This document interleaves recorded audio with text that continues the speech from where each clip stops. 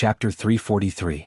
Lone Moon was just about to conjure a seal when Xining suddenly stood up and pulled the person on the ground up. Her hand suddenly went through Yu Hong's chest, as if she had grabbed onto something and pulled it out. Yu Hong felt her whole body relax. She heaved a long sigh of relief. The suffocating feeling that had been entangled in her heart disappeared. Sect Master? She looked up in confusion. She realized that there was a purple thing in Xinying's hand. It looked like smoke condensed in her palm. Xining, what is this? Lone Moon's eyes widened. He looked at the thing in her hand. When he checked earlier, he did not find anything else in their bodies. He turned to look at the others. Even Yu Hong looked confused. This looks like an extremely thick immortal spirit qi. I Ching frowned as well. He looked at the purple qi. This aura was even thicker than god power. It can't be another invader, can it? Lone Moon thought of the pregnancy. Pui, the spring of life. He quickly used his assistant's authority to check, only to find that there was no reaction. I don't know. Xining shook her head.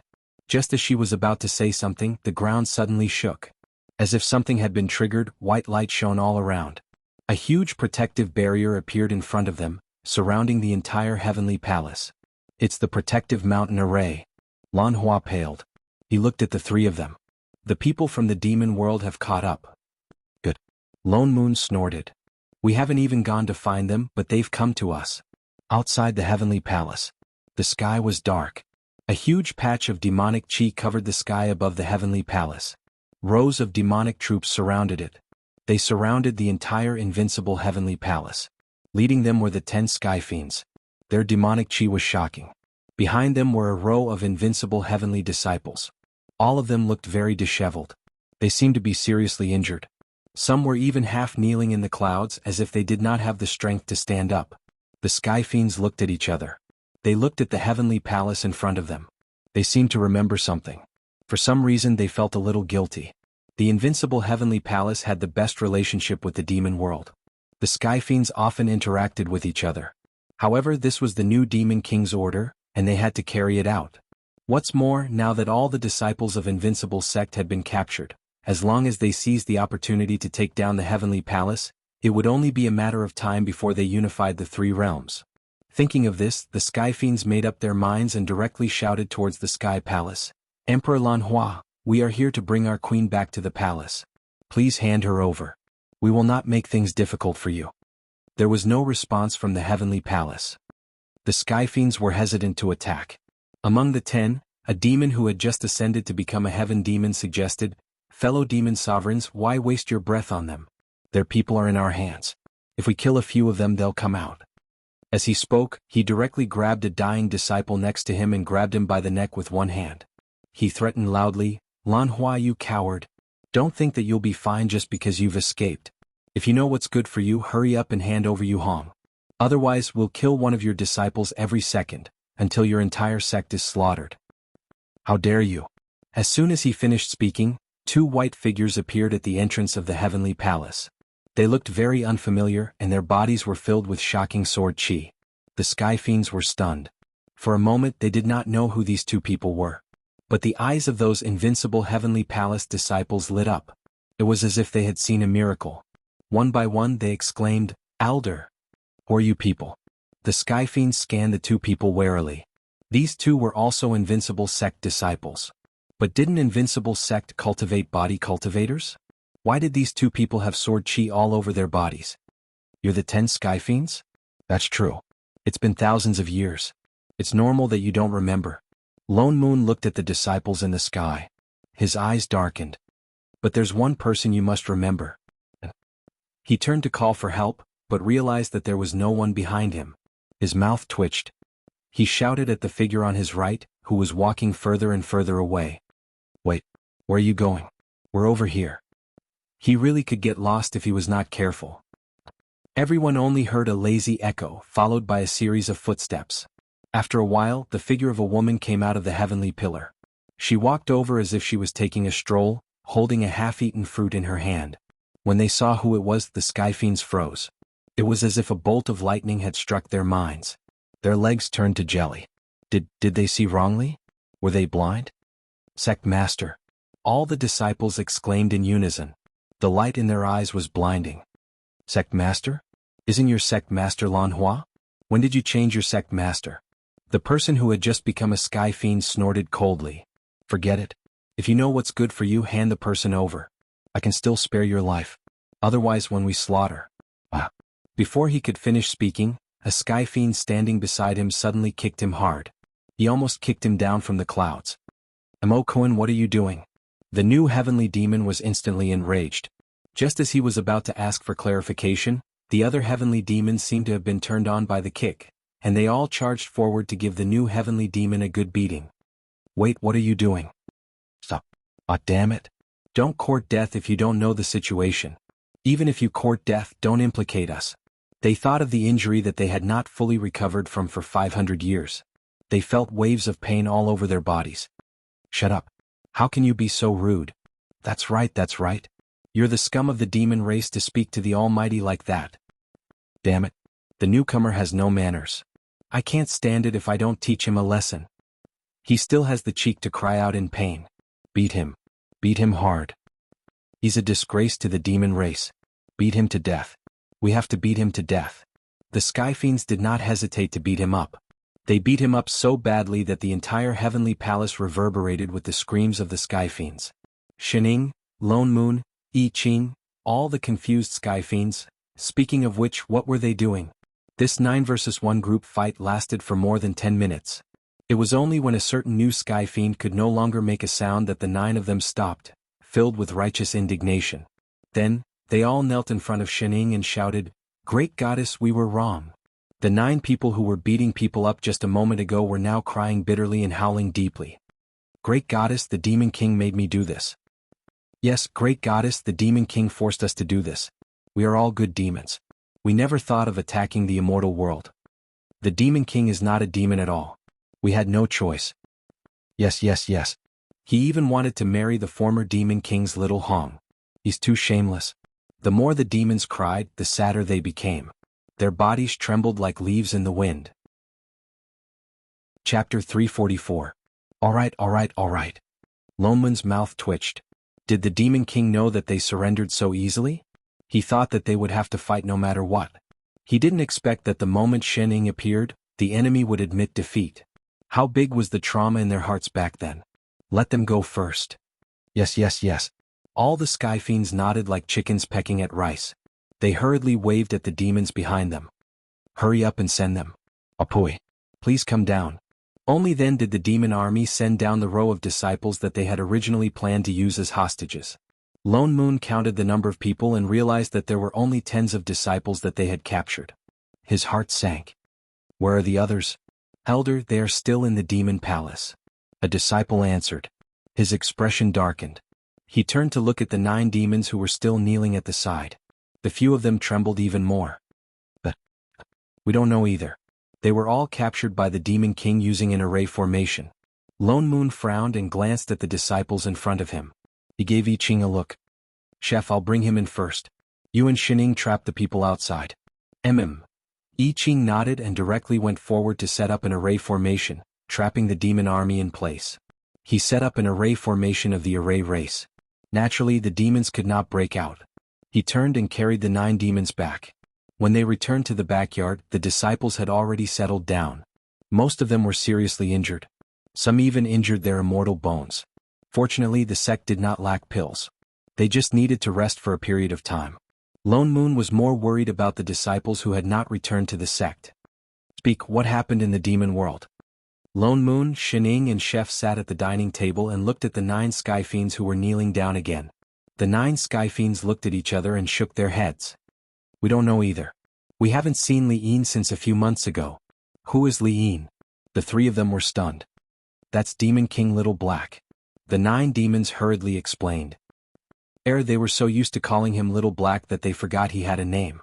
What happened to him? The last time we saw the former Demon King Li'en was when he ordered the entire demon palace to prepare the dowry within 3 months. It turned out that Xiao He was quite interested in Yu Hong. Wait, dowry? Lone Moon hesitated. Wasn't that a betrothal gift? The corner of Lan Hua's mouth twitched as he healed his disciple. He suddenly interjected, it was Yu Hong who told him that she would not marry him if Kindness and all of you weren't here, so he plans to marry into the family? Lone Moon was speechless. Little Black was really going all out in order to get rid of a single partner. It seemed like that Demon King also ran away with his wife, right? Were all Demon Kings so unreliable? Why was he suddenly worried about the future of the demon race? And then? When we were ready and went to report, the entire demon palace couldn't find any trace of him. It was as if he had suddenly disappeared. Then what's up with this new Demon King? The new Demon King also suddenly appeared in the demon realm. We don't know where he came from. His cultivation level is very high. Even the 10 Sky Fiends combined couldn't defeat him. The 9 demons continued to explain. According to the rules of the demon race, he indeed has the right to become a Demon King. Originally, we wanted to inform the Invincible sect about Demon King Li, Little Black's disappearance, but the new Demon King said that there was no need to go through so much trouble.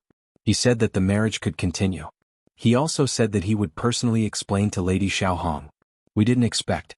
They didn't expect that the other party would directly capture Yu Hong and severely injure Lan Hua, who chased after them, causing all the disciples of the sect to go to the demon palace. The 9 demons looked up at Shen Ying weakly before continuing. Initially we thought that this new Demon King was only interested in Lady Yu Hong. We didn't expect that he would really attack the Bo Si Heavenly Palace directly. The other devils all nodded in agreement and began to grumble one after another. Actually, we didn't want to come either, but the Demon King said that he wanted to kill those disciples who were injured. We could only persuade those disciples to stay as hostages. Then we brought the demon army here. Yes. We haven't fought for many years. We haven't wanted to fight for a long time. That's right. I just received the travel permit to go to Fengtsang continent last month. I wanted to take advantage of the Demon King's wedding to go out and play. Yes. It wasn't easy for me to pull some strings to ask for immortal wine from Cloud Sea continent. Once the fight starts, I won't be able to drink it. What do you mean? I still have to attend the 10 Directions Continent's Immortal Peach Feast tomorrow. The more the 9 demons spoke, the sadder they became. All of them had a look of resentment as if they were fighting a war. Lone Moon frowned. Looking at this group of demons in front of him who had no intention of fighting at all, he silently lit a candle for the ancestors of the demon world. Suddenly he felt that in these few thousand years the immortal world and demon world had merged too quickly. But thinking about Little Black, it suddenly wasn't strange. Actually, he could tell just now that these few people really had no intention of attacking Invincible sect. Otherwise they wouldn't have pulled a black mass of people and just shouted outside without doing anything.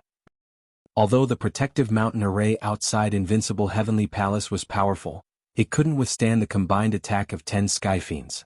Of course, except for a certain Sky Fiend who didn't know the truth and was defeated by his own people. Moreover, they didn't know that Shen Ying had already returned. The reason why they didn't come in was most likely because they didn't want to fight this battle. But for the sake of the Demon King's reputation, they had to come and shout. Where are the remaining disciples of my sect locked up? Lone Moon asked. In the Demon Palace's dungeon. A Sky Fiend immediately raised his hand and answered. Exalted Goddess, are you going to the demon world to save people? No. I can lead the way. Me too. The other Sky Fiends nodded immediately and started discussing. Their eyes were full of excitement as if the other party wasn't going to destroy their nest, but to help them. I'm the most familiar with the dungeon. I even know the secret passages. I know too. They're locked up on the 3rd floor of the dungeon, the deepest part. Yes, the new Demon King must be in the Demon Palace now. I can bring Exalted Goddess in. Why don't we just fight our way back? I've long disliked him. That's right. Although Great Immortal doesn't need our help, I can cheer for Exalted Goddess. And also, Shen Ying, Lone Moon, I Ching, is it really good for you to sell out the Demon King so thoroughly? He suddenly felt like lighting a candle for the new Demon King. Chef, come with me to save people. Lone Moon randomly picked a Sky Fiend to lead the way. Then he looked at Lan Hua and said, Boss Lan, I'll leave these disciples to you. All right. Lan Hua nodded. Exalted Goddess isn't going? The Sky Fiend who was picked glanced at Shen Ying, who was already sprawled on the table, and then at Lone Moon. Instantly he looked worried. The corner of Lone Moon's mouth twitched. What was with that suspicious look? Couldn't they do without Shen Ying and the others? After all, they had been in the divine world before, alright? They were just taking care of a little Demon King. Moreover, everyone in the sect was injured. It was more suitable for Shen Ying to stay here. Lone Moon told them some things to take note of. Without further ado, he shouted at I Ching, Chef, let's go. Chef turned and took out a storage bag of food. He passed it to Shining, who was beside him, and then flew up on his sword to the demon world to save people. Chapter 345. Late at night. Invincible Sect's side hall. Yu Hong was meditating to regulate her breathing. Perhaps it was because of the strange purple chi in her body. Even though it was cleared by Shining, her body was still heavily injured, especially her primordial spirit. Lone Moon had barely helped her suppress it before. If she wanted to recover, she had to rely on herself. She released her divine perception and used all her strength to mobilize the immortal chi to slowly nourish her primordial spirit. In a short while, her forehead was already covered in sweat and her face was beginning to pale. She could not afford to be distracted by the matter of nourishing her primordial spirit. She devoted herself to it. That was why she did not notice the wisp of black chi that suddenly appeared in the room. The black gas slowly condensed and the air suddenly twisted. A hole quietly opened up and a figure stepped out from it. Demonic chi flowed out of his body and instantly filled the entire room. Yu Hong finally felt the invasion of the demonic chi. She stopped regulating her breathing and subconsciously thought that Lan Hua had come. Lan? She had just looked up when she saw a wave of demonic chi coming towards her. She was shocked. The next moment, the defensive Dharma artifact on her body lit up and blocked the demonic chi. Only then did she see the person in front of her clearly. It was a man in blue, covered in black chi. His hair was messy and his eyes were red. His expression was full of madness. He was staring straight at her, his eyes full of hatred. "It's you?" Yu Hong was shocked and immediately wanted to crush the message talisman beside her. However, the person was one step ahead of her. A wave of devil chi shot over and directly hit her arm. With another wave of his hand, the surrounding devil chi instantly turned into black ropes and directly tied Yu Hong up tightly. Yu Hong felt the immortal chi in her body stagnate. She could not mobilize it no matter what. She looked up at the person in front of her. "What exactly do you want?" The person who came was the new Demon King. Lone Moon and Elder I Ching had already rushed to the demon world. They did not expect him to appear here. "Give it to me." The person turned and went to Yu Hong's side. He stretched out his hand and pulled her up. Then he began to scan her anxiously. His eyes widened. They were the color of blood. He looked more and more crazy. "Where is it? Why isn't it here? Where is it? What thing?" Yu Hong was already seriously injured. Coupled with the invasion of the demonic chi, she could not resist at all. "The thing that you took. Hurry up and give it to me," the man demanded again. "I didn't." Yu Hong wanted to refute but suddenly thought of something. "Are you talking about the Dharma artifact jade hairpin that little black gave me? He came to Invincible Sect because of that? That's not something you should be taking. Give it to me." He tightened his grip. Yu Hong's expression darkened. "You have indeed seen little black. Where is he?" "Shah wants something that doesn't belong to him. He deserves to die." The other party's red eyes became even more intense. "Give it back to me." "What did you do to him?" Yu Hong panicked and began to struggle, but she could not get rid of the demonic chi around her. "Let me go. That artifact belongs to the treasury of the Devil Palace. When did it become yours? You stole it from me? Your entire world is filled with thieves." The more he spoke, the crazier he became. The demonic aura around his body became even more intense, as if he wanted to destroy the world. "Give it back to me." "I didn't. You destroyed that hairpin with your own hands last time." "What's inside?" You called out. "What?" Yu Hong was stunned. There was something in the hairpin. What was it? Where did it go? Where did you hide it? He asked in an even louder voice. "I don't know what you're talking about. What is it? What are you looking for? It was on you just now. Give it back to me." He retracted his hand. Instantly, the demonic chi wrapped around Yu Hong even tighter. "Otherwise, I will massacre your sect right now. I say." Suddenly, a lazy voice sounded beside his ear. "It's not good for you to raise such a flag in front of me, right?" "Who is it?" The man was shocked. Only then did he see Shining beside him. She was sitting on the side of the bed, less than 3 steps away from him. There was a half-grown radish lying on her back, sleeping soundly. For a moment, the whole room was filled with a certain radish's snoring. "Who are you? Why are you here?" "I've been here the whole time." Shining tilted her head. She had been listening for a long time. The man's heart sank. He actually did not notice her at all. More importantly, he could not see through her cultivation level. He could only faintly feel a pressure that he could not resist. With a change of heart, he immediately sent a wave of demonic chi over. At the same time he conjured a seal and drew a line in the air. He wanted to cut open the void but found that there was no reaction at all. The space that he could usually cut open suddenly had no connection with. He was shocked. He understood that he might not be able to deal with the person in front of him. He grabbed her and turned to rush out, intending to escape, but he felt an empty space beside him. He turned and saw that Yu Hong, whom he was still holding on to, had disappeared. Instead, she appeared beside the woman from before. He immediately stopped in his tracks. Shening casually pulled out Yu Hong, who was wrapped in a cocoon by the demonic qi, and the surrounding demonic qi dissipated. Sect Master? Yu Hong was stunned. Her eyes lit up. Why are you here? Oh, Radish is snoring. Shening casually plucked the radish off her back and threw it on the bed. I couldn't sleep so I brought it here. Radish rolled around on the bed, still not awake. But subconsciously, it rolled back and began to climb onto Xinying's back. Alright. This vegetable had been upgraded from an accessory on her leg to an accessory on her back. Return the thing to me. The person who had just rushed out came back again. He looked at the two of them angrily, demonic qi emanating from his body. Otherwise both of you will die here. Sect Master. He is the new Demon King. Yu Hong was shocked. She shouted a warning and turned to look at the person. I don't know what you're talking about. You still want to lie? That thing was clearly on you the last time. The person became even angrier. He glared in Yu Hong's direction. This world is indeed full of disgusting people. That Dharma hairpin has already been destroyed by you.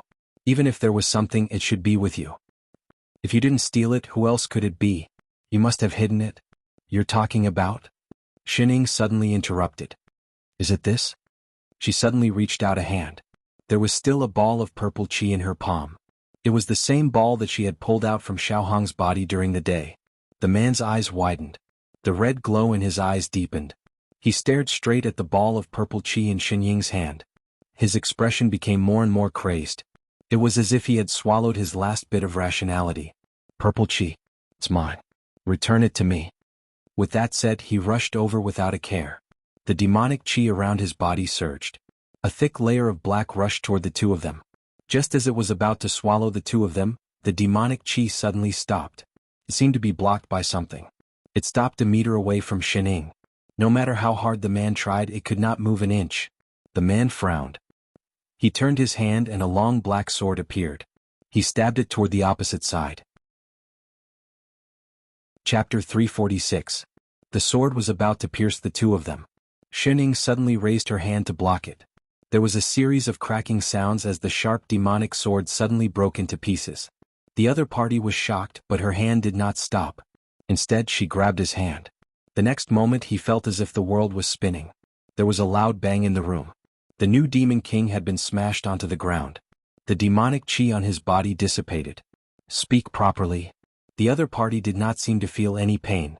He began to struggle crazily, still shouting, "Give it back to me, liar! You are all liars. Destroy you." Suddenly, the demonic qi that had just dissipated surged again. His entire body was wrapped up by the demonic qi. Even his body seemed to be melting into the black qi. It looked like he was being swallowed by the demonic qi. Seeing that the other party was about to be completely swallowed by the demonic qi, Shining frowned. She squatted down and pulled him up. Her eyes narrowed. The thick demonic qi seemed to be driven away by light. It dissipated instantly. Even the demonic qi on the other party's body disappeared. Yu Hong's legs turned to jelly. She held onto the wall to stop herself from kneeling down. Was it an illusion? Why did it feel like there was an indescribably huge aura on the sect master at that moment? Before she could think about it, she saw that the crazy Demon King had already fallen to the ground. There was no demonic qi around his blue robe. But there was a familiar, immortal qi. Yu Hong was shocked. How was this possible? Could there be people who practiced both immortal and demonic cultivation in this world? The other party knelt on the ground. He seemed to be trying hard to stand up, but he had no energy at all.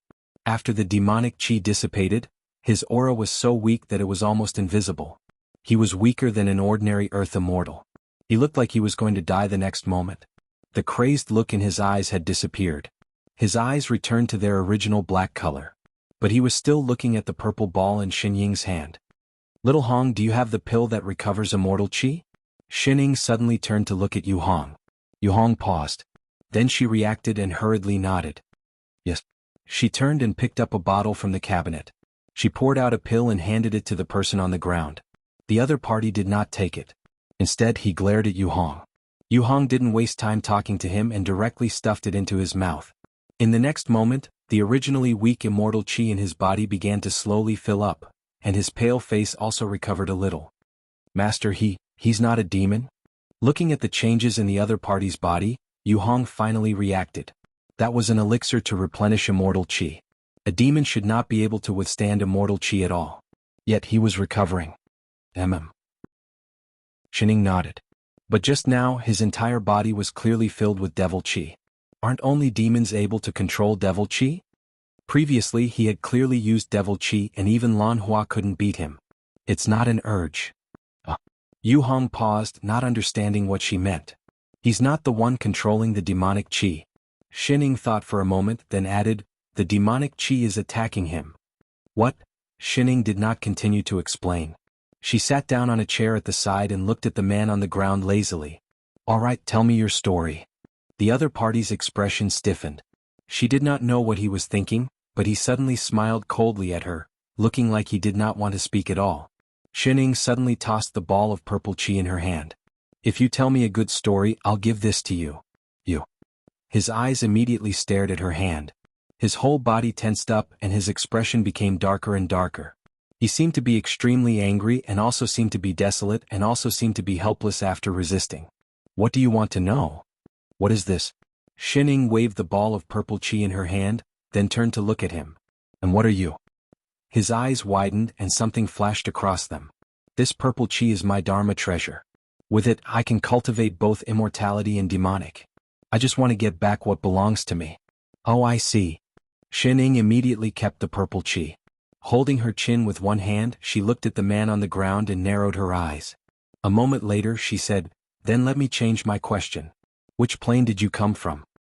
Lone Moon and I Ching only spent a day's time, and did not even meet with any resistance before they rescued the rest of the people from the sect.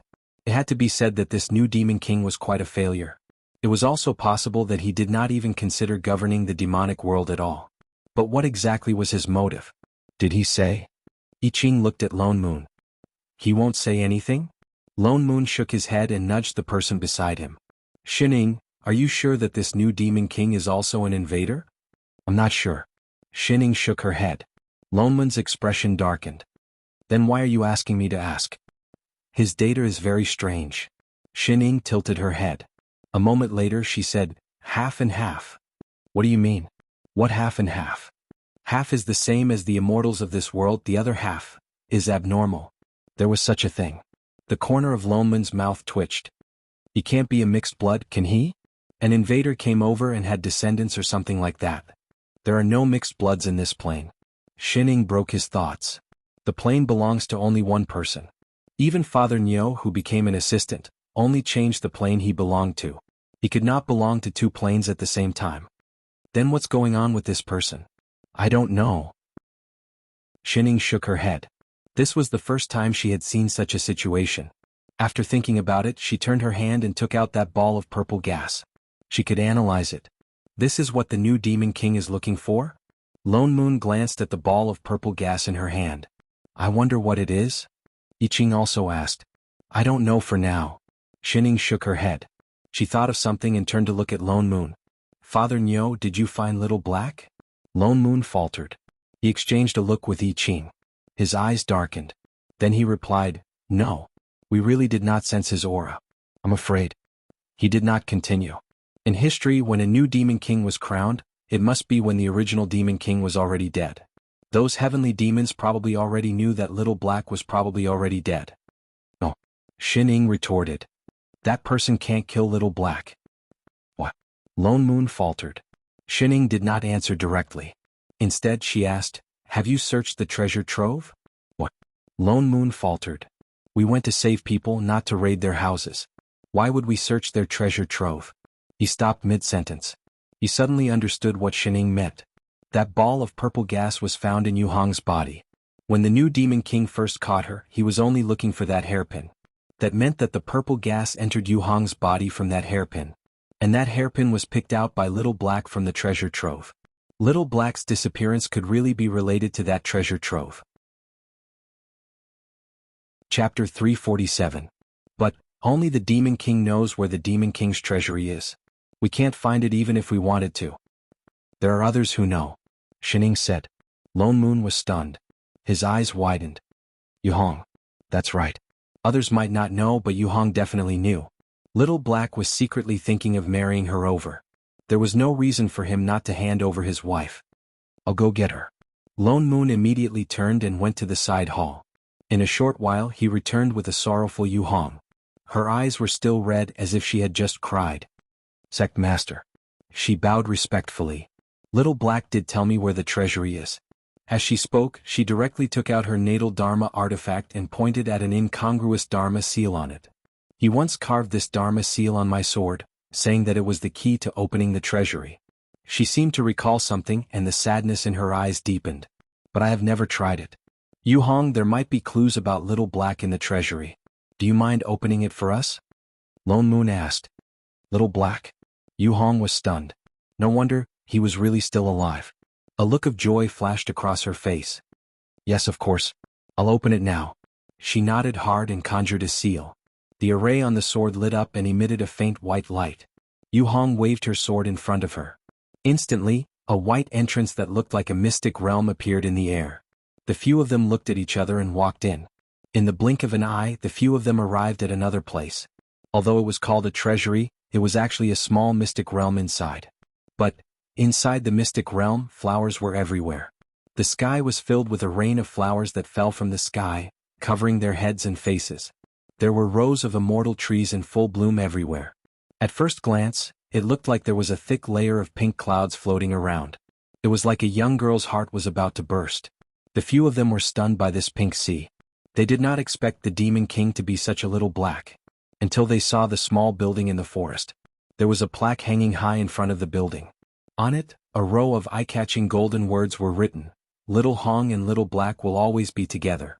On the pillar beside it, there were 2 rows of golden words. On the left it read, Forever. On the right it read, Embrace twice in 3 years. Shining, Lone Moon, I Ching, winky face that was simple and straightforward. Little Black's education was really close to the average of all the Demon Kings. He suddenly understood why the demon race had never succeeded in conquering the immortal world despite being stronger than the immortal race. Being uneducated was killing. The corner of Yuhong's mouth twitched. She couldn't hold back the sword in her hand. She turned it into a sword and slashed it, cutting the board into 2. He tore off the couplet on the side and stomped on it twice before pushing the door open and walking in. It was just an ordinary hut inside, decorated warmly. It seemed that a lot of thought had been put into it, but it was still a blinding pink. Moreover, the walls were filled with portraits. In the portraits, there were people practicing swordsmanship, people reading, people writing, people sleeping and resting. There were all kinds of postures, but without exception they were all portraits of Yuhong. Moreover, those were not ordinary paintings, but real images that were directly left behind using a shadow recording spell. They looked like JPG pictures that could move. The 3 of them pursed their lips. How many times did Yuhong King take a peek to collect so many paintings? For some reason he felt sorry for Yuhong. What was going on? Yuhong's face was as black as the bottom of a pot. She clenched her fists tightly. She was trying her best to resist the urge to smash the place. Ahem, well, the real treasure trove should be at the back of the mountain. Lone Moon pointed outside and changed the topic. The few of them left the building. They passed through the sea of flowers and arrived at the back of the mountain. A huge stone door appeared in front of them. It was embedded into the stone wall. There were all kinds of defensive arrays on it. Lone Moon observed it for a while. Then he undid the arrays. With a rumbling sound, the 2 stone doors opened outwards. A cold aura came from inside. It carried with it traces of demonic chi. After all, this was the treasure trove of the demon race. There were many Dharma artifacts that belonged to the demon race. Lone Moon instructed Yuhong to set up the defensive arrays. Then he walked in. The treasure trove was huge. It was filled with all kinds of rare treasures. Some of them were so old that it was hard to tell what kind of Dharma artifacts they were. The strange thing was that there were not only demonic artifacts. There were also Dharma artifacts that the immortal race could use. There were only a few of them. They were placed on the right side. Compared to the Dharma artifacts that were thrown everywhere, these immortal artifacts were carefully placed on special shelves. There were even protective arrays around them. There were also ribbons, fans, hairpins, bells, and other immortal artifacts that women often used. One look and one could tell who they were for. Yu Hong's heart skipped a beat. Her eyes darkened. She walked over and was about to pick one up to take a closer look. But she saw a small line of words beside it. "Kiss Madame Little Hong." She tightened her grip on the sword in her hand. She had the urge to smash it. "I didn't expect you to chase me all the way here." Suddenly a familiar voice rang out. It was firm and unquestionable. "Give up. I prepared those for Little Hong. I will never give you the dowry." Xining, Lone Moon, Yi Qing, Yu Hong. As soon as the voice finished speaking, a sword came from the innermost direction. It was heading straight for the three of them. "Little Black?" Yu Hong could not help but call out. As soon as she finished speaking, a black figure suddenly rushed out. It was faster than the demonic sword. There was a loud thud. The sword hit the black figure. But he did not seem to feel it. He turned around and hugged the person in front of him. "Little Hong? It's really you?" The person hugged Yu Hong tightly. "That's great. You're finally here. I missed you so much. I knew you would remember that I was here. You're all right?" Yu Hong was stunned. She looked at the person in front of her in disbelief. No, I'm just trapped in this mystic realm." Little Black hugged her even tighter. "It's good that you came in. This way I can go out and marry you. Little Hong, I missed you so much." He pouted and was about to kiss her. The crowd at the side, cough. Lone Moon could not help but cough.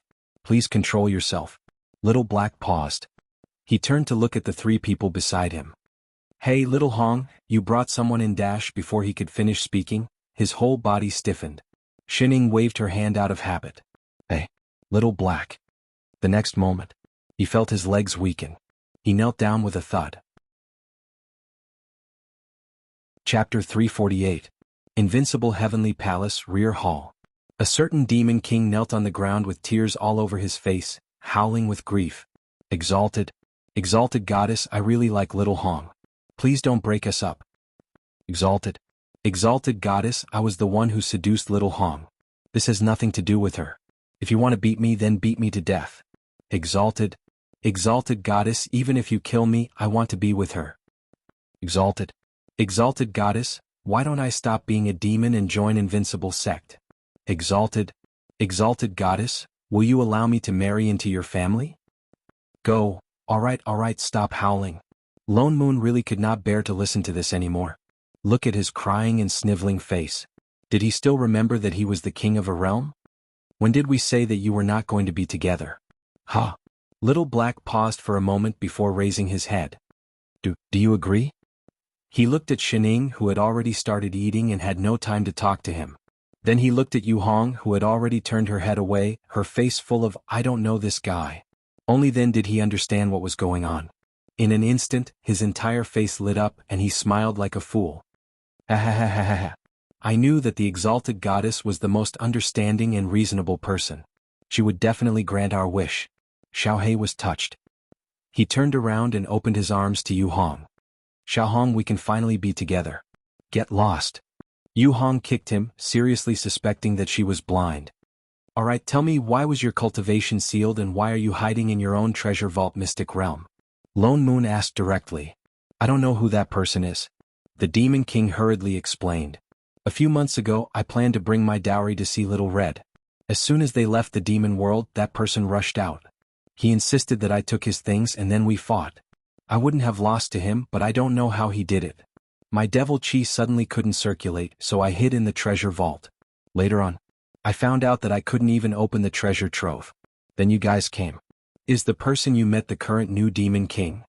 "What new Demon King?" Blackie was stunned, as if he was completely unaware that the other party had replaced him as the Demon King. Lone Moon thought for a moment and raised his hand to summon a shadow. It transformed into the image of the person locked in the dungeon. "Is it this person?" "It's him." Little Black immediately stood up and pointed at the shadow. "He's the one who sneak attacked me." "He is the current Demon King of the demon world," Lone Moon said. "What?" Blackie was startled and looked as if he wanted to beat the other party up. After a while, he thought of something and his anger disappeared. "Forget it, I don't plan to be the Demon King anyway. It doesn't matter who becomes the Demon King. He already had Little Red, he. With this thought in mind, He glanced at Little Red beside him and his face turned red. He immediately put on a satisfied expression. Everyone? King retard. Wait, that's not right. Before his IQ completely went offline, Black suddenly thought of a question. He's not a demon, so how did he become a demon king? He's indeed not a demon. Seeing that his IQ had gone back online, Lone Moon continued asking, think carefully. When he attacked you, did he say anything else? Or did he mention anything about his motives? Blackie thought about it carefully and then shook his head. No, he only asked me to return something to him. I don't even know him. How would I know what he was talking about? What dowry did you prepare? Shining suddenly asked. Blackie was stunned and subconsciously covered the storage bag beside him. Exalted goddess, this is what I was going to give to Little Red. With that said, he weakly leaned towards Yu Hong. The corner of Yu Hong's mouth twitched. She turned and kicked him again in disdain. Take it out. All right. Blackie opened the storage bag pitifully and took out the items one by one. There were items as big as pills, talismans, arrays and weapons as small as tables, chairs, bowls, ladles and pans. Everything that one could think of was there. In a short while, everything was placed all over the floor. Everyone, this guy must have emptied the entire demon palace. Have you ever thought about how the next demon king would feel? That's enough, that's enough. Lone Moon frowned and hurriedly stopped him from taking out the entire demon palace. What we mean is, are there any special Dharma artifacts, especially jewelry like the hairpin you gave to Yu Hong as a token of love? Blackie was stunned. Suddenly, he thought of something. His eyes lit up and he nodded vigorously. Yes. With that said, he took out a big antique box. It seemed to be very old and there were some characters carved on it that Lone Moon did not understand. He opened the box and immediately, a neat box of Dharma artifacts appeared. There were earrings, necklaces, rings and so on. There were more than 10 of them in total. This is a set. I was going to give it to Little Red when we got married and let her pass it on to our children, he said proudly. He explained the items one by one. This can be given to the eldest daughter, this is for the second daughter, this is for the third. Shut up. Lone Moon could not be bothered with this silly Black who was blinded by love. He turned to look at Shining. Is this it? Shining walked over and looked at the exquisite jewelry and Dharma artifacts. With a turn of her hand, the ball of purple chi that she had taken from Yu Hong's body appeared in her palm. The moment the purple chi appeared, it was as if some mechanism had been activated. In an instant, the purple light shone brightly and the originally indistinct chi suddenly began to spin. The Dharma artifacts in Blackie's hands also emitted bursts of purple light. They turned into light smoke and flowed towards the ball of purple chi in Xin Ying's hand.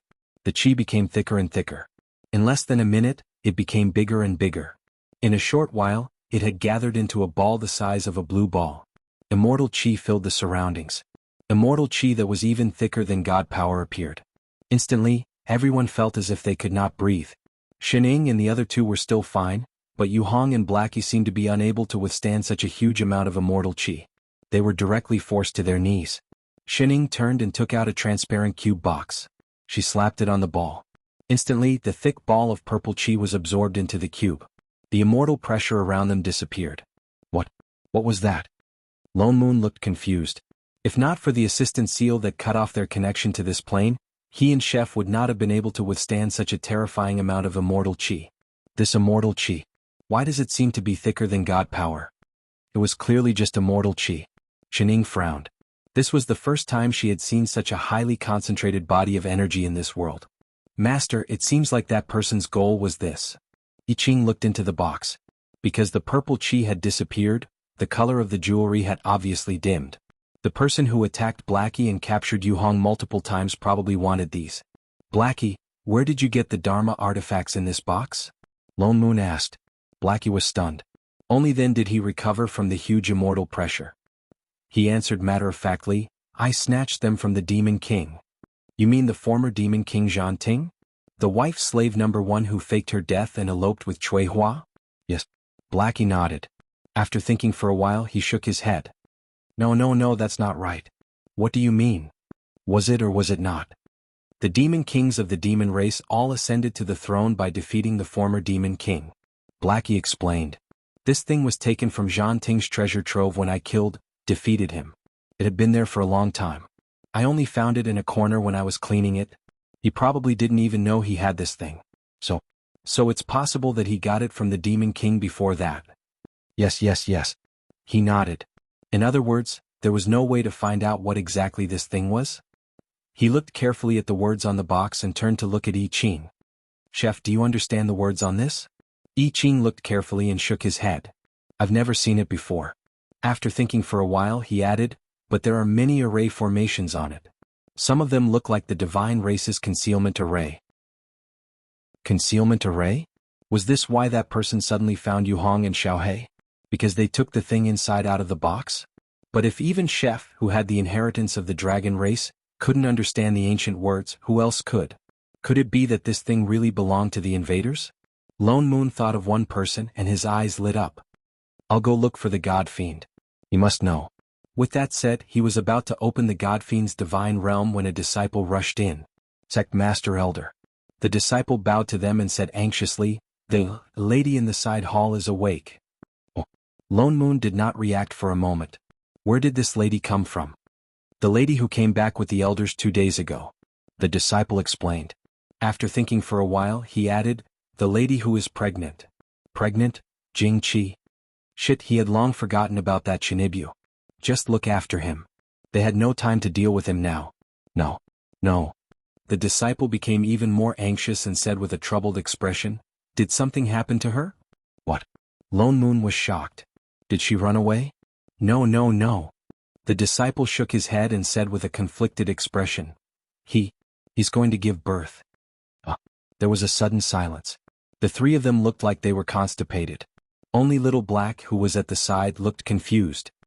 He raised his hand and said, may I ask whose child is it?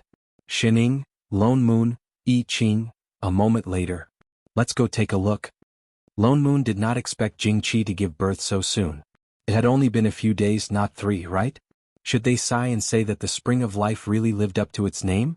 This efficiency, this speed. The few of them turned and went to the side hall. Before they entered, they heard a loud scream from afar. It hurts so much. I'm going to die, it hurts so much. The few of them stopped in their tracks and found 2 female disciples standing helplessly at the door. The door was tightly shut. What's the matter? Lone Moon was stunned.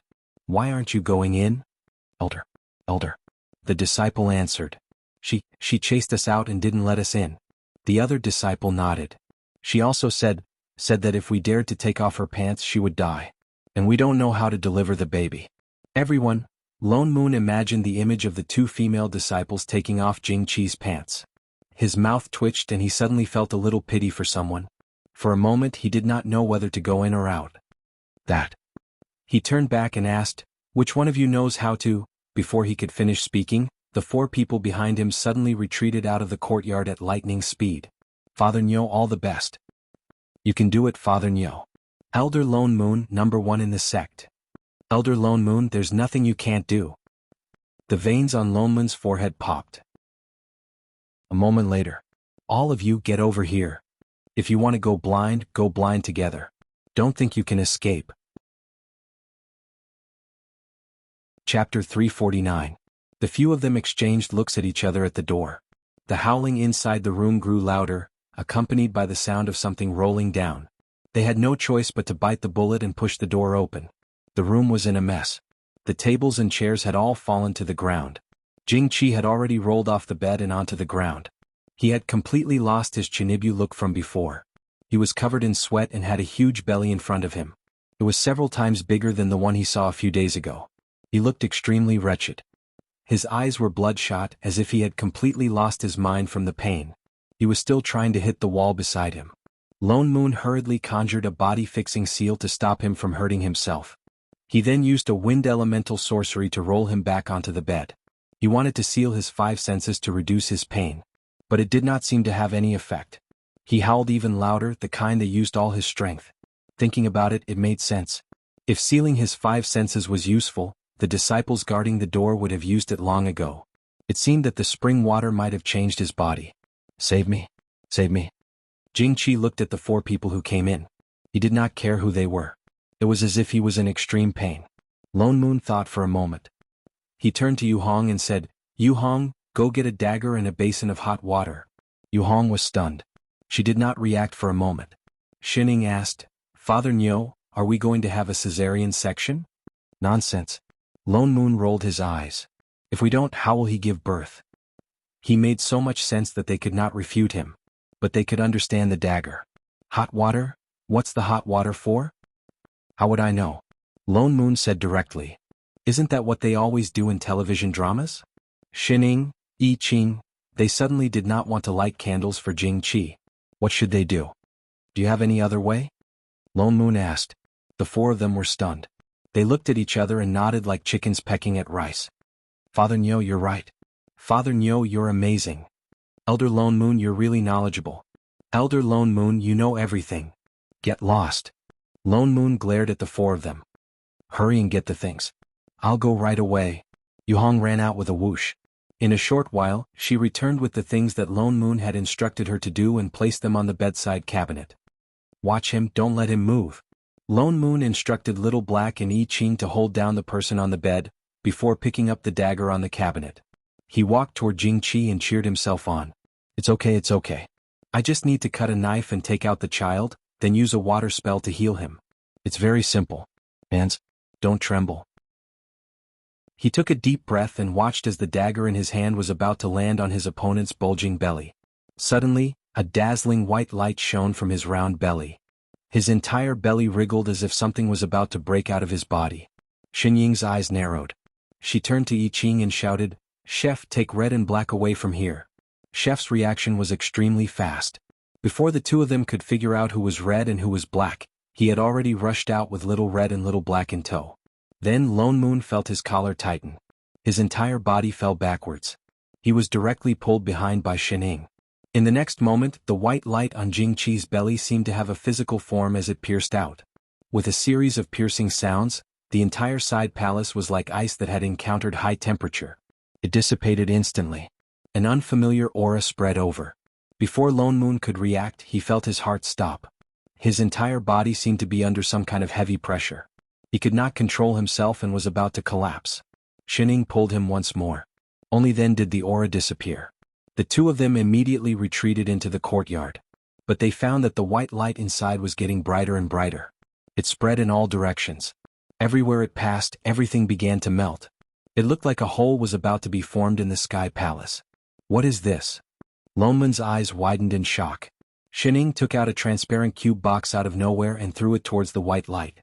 In an instant, the box became bigger and sealed the entire side palace inside. Only then did the strange white light stop spreading. But the room just now had completely disappeared. All that was left was a patch of white. They could faintly see Jing Qi's figure floating inside. His pig-like howling had already stopped. He was also completely motionless. Someone is coming? Xining suddenly said. What? Lone Moon was stunned. Before he could think carefully, in the next moment he saw a distortion in the air. The only figure in the white light, Jing Qi's belly, began to gather white light. As the space twisted, a faint hole appeared. And it was getting bigger and bigger. It was almost swallowing his entire body. A figure stepped out of the hole. It was a man dressed in a strange white robe. There were special patterns on it. His long golden hair was so long that it reached the ground. He had a chiseled face that looked like a statue from Western mythology. He looked up slightly and used his sapphire eyes to scan the two people in front of him arrogantly. More importantly, there was a huge pair of pure white wings on his back. He looked like a god from Western mythology. A new invader. Lone Moon's heart clenched. Before he could react, the other party suddenly spread his wings and flew up. The dazzling white light appeared again. In the next moment, an ethereal voice spread throughout the entire Sky Palace. Lost creatures from a different world, I am the highest god, Light. I have come to bring you out of your suffering. Offer your humble heart and become my servant. Light will always shine on you. Lone Moon, Xining, so this was a late-stage Chinibyu? Straight Face, the fellow who called himself the god of light, did not seem to feel their hearts full of curses. He maintained his holy and noble appearance and continued to transmit the heavenly voice with his head slightly raised. Dirty creatures from a different world. Your existence is the original sin. Evil has already corroded your souls. Only light can guide you forward. Kneel down and repent for your sins. I am the most benevolent God. Become my follower and this world will be like the world under my protection. You will be bathed in light. The corner of Lone Moon's mouth twitched. Which outdated Western fantasy novel did he get this kind of line from? I say, what on earth are you foolish sinners? The other party interrupted him and continued, only by seeking refuge with the light can you wash away your sins. Otherwise you will fall into hell forever. Come, offer your soul and loyalty. From now on I am the only God in this world. Before he could finish speaking, a huge sword suddenly fell from the sky and smashed into his body with a clang. It directly slapped him down from the sky and made him gnaw on the ground. Following that, another wave of sword rain fell. The pretentious god was rooted to the ground. Chef, who had returned at some point, landed from the sky. He raised his leg and stepped on the man's body. The man who had just gotten up was trampled back into the mud. Shining, Lone Moon, straight face, what a weak god of light. So those white lights just now, were they really just for showing off? Wait a minute. Chef, what are you doing? Why are you holding a knife? Lone Moon hurriedly ran over. You can't cut that pair of wings. The other party is an invader. Can you control your urge to look for ingredients? The kitchen knife in Chef's hand paused. He frowned and put it away. Then he silently summoned a deviant fire. You can't roast it either. I Ching finally let go of his hand with a look of pity. Shining sighed. What a pity. Pity my ass. Lone Moon glared at her. Wasn't it all because of you? He felt that ever since Chef went down to the lower realm, his habit of sparing no effort to stock up food for Shining had become more and more serious. Explain what exactly is going on. Lone Moon glanced at a certain weak god who was still buried in the mud. Who exactly is this idiot? Shining also poked the person who had already fainted on the ground. Then she answered, he should be the manager of the world of Chinibu. Lone Moon, I Ching, what? Chapter 350. Invincible Heavenly Palace, Main Hall. Lone Moon sized up the figure in front of him, who was glowing with white light and had special effects. He couldn't react. He had seen many managers like Shining and her sister, but he didn't expect that there would be such a weakling among them. You are blaspheming the gods. The stupid god who had just woken up wiped the mud off his face and said angrily, you are disrespectful to me. You will forever be despised by the light, punished by the darkness, tortured by your souls, and, swoosh, before he could finish, Chef pulled out the sword in his hand. The other's face paled, and he swallowed back the sentence he was about to say. You want to kill a god? We didn't want to. Lone Moon looked at him and said, but if you don't speak properly, we don't mind killing you. Lone Moon finally understood where Jing Qi's delusional confidence came from. With a manager like this, it was hard not to be delusional. Tell me, what are you doing in this plane? Plane? He looked confused. What plane? Stop pretending. Lone Moon pointed at Shining. She is the manager of this plane and we are her assistants. Manager? The stupid god became even more confused. He raised his head and glanced at Shining. What kind of god is a manager? Lone Moon paused. This situation wasn't right. He turned and pulled Shining, who was sitting on the chair beside him. What's going on? Didn't you say he was a manager too? Was there a manager who didn't know his own duties? Shining was stunned. After a while she said, he is not only a manager, he should be the unawakened world consciousness of that plane. Perhaps he didn't even realize the meaning of his existence. Every plane manager exists in a different form. In other words, apart from big shots like Shining, there were also managers like this who didn't even know what a plane was? Lone Moon frowned and looked at him sympathetically. How did you get here? What's your purpose? I am here because of the call of my believers. He looked up, and the white light on his body became even brighter. He didn't seem to be illiterate at all, and his face was holy and inviolable. I sense that your faith here is too weak, so I personally came to spread the gospel. Foolish living beings, you should feel honored. The corner of Lone Moon's mouth twitched. Keep your drama to yourself. Don't you know this is called a plane invasion? What invasion? This is the blessing that this god has bestowed upon you, he said with a righteous expression. I don't care what you want. Our plane doesn't welcome you. Lone Moon frowned. Since you're the manager, bring your followers back. As he spoke, he immediately formed a hand seal. In an instant, the shadow of a fatty with closed eyes appeared in the room. It was Jing Qi. When the Chinibu came over just now, his otherworldly soul had separated from his body. The Chinibu god looked at the fat soul with disdain. Who is this? Your father. Lone Moon rolled his eyes. After all, he was born from his mother's womb. I am an over-god born of the light. He took a step back, clearly not intending to accept Jing Qi. Besides, I came here to spread the gospel. Before the living beings of this world return to the embrace of light, I will not leave. So you want to stay here for a long time? Lone Moon sneered. The god of light glanced at him with an expression of bestowing grace. I grant you the honor of serving me. Lone Moon was so angry that he almost laughed. This was the first time he had seen someone speak shamelessly in such a fresh and refined way. Teach him a lesson. With a swoosh, I Ching took out a kitchen knife and said seriously, I only want the wings. With that said, he walked over. The stupid god's face turned pale, and his arrogant expression crumbled. He took a step back subconsciously. Wait, what do you want? You will be punished for being disrespectful to the gods. Stop. I Ching turned a deaf ear to him and pressed him to the ground with a wave of sword qi. He picked up his wings with one hand. Yes, there were two of them. One was roasted and the other was fried. Just right.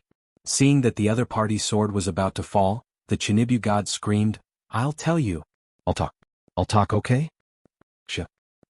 I Ching finally let go, a look of pity on his face. He had only plucked half of the wing's feathers. The Chinibyu god crawled up from the ground. His arrogant expression was now pitiful as he hugged his half-bald wings and curled into a ball. I did feel the summoning and I also sensed the aura of the spring of life. That's why I came over. He explained in a low voice, the spring of life gives birth to all living things, but the spring of life in our world suddenly disappeared. If this goes on, no one will be born in our world, so... You're here for the spring? Lone Moon thought of the spring of pregnancy. Yes.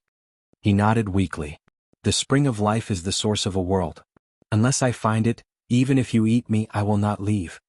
Lone Moon and Shining exchanged a look. Shining then took out the cube containing the golden spring water. You mean this? The spring of life. The Chinibyu god's eyes lit up. He was so excited that he wanted to rush over, but he glanced at I Ching, who was holding a knife, and shrank back weakly. His eyes, however, were fixed on the box in Xin Ying's hands. Shining waved her hand in the air. Instantly, the air twisted and a white passageway appeared. They could faintly see a golden building inside, filled with the aura of a Chinibyu. Here. She tossed the box containing the spring water to him. This is for you. Go back.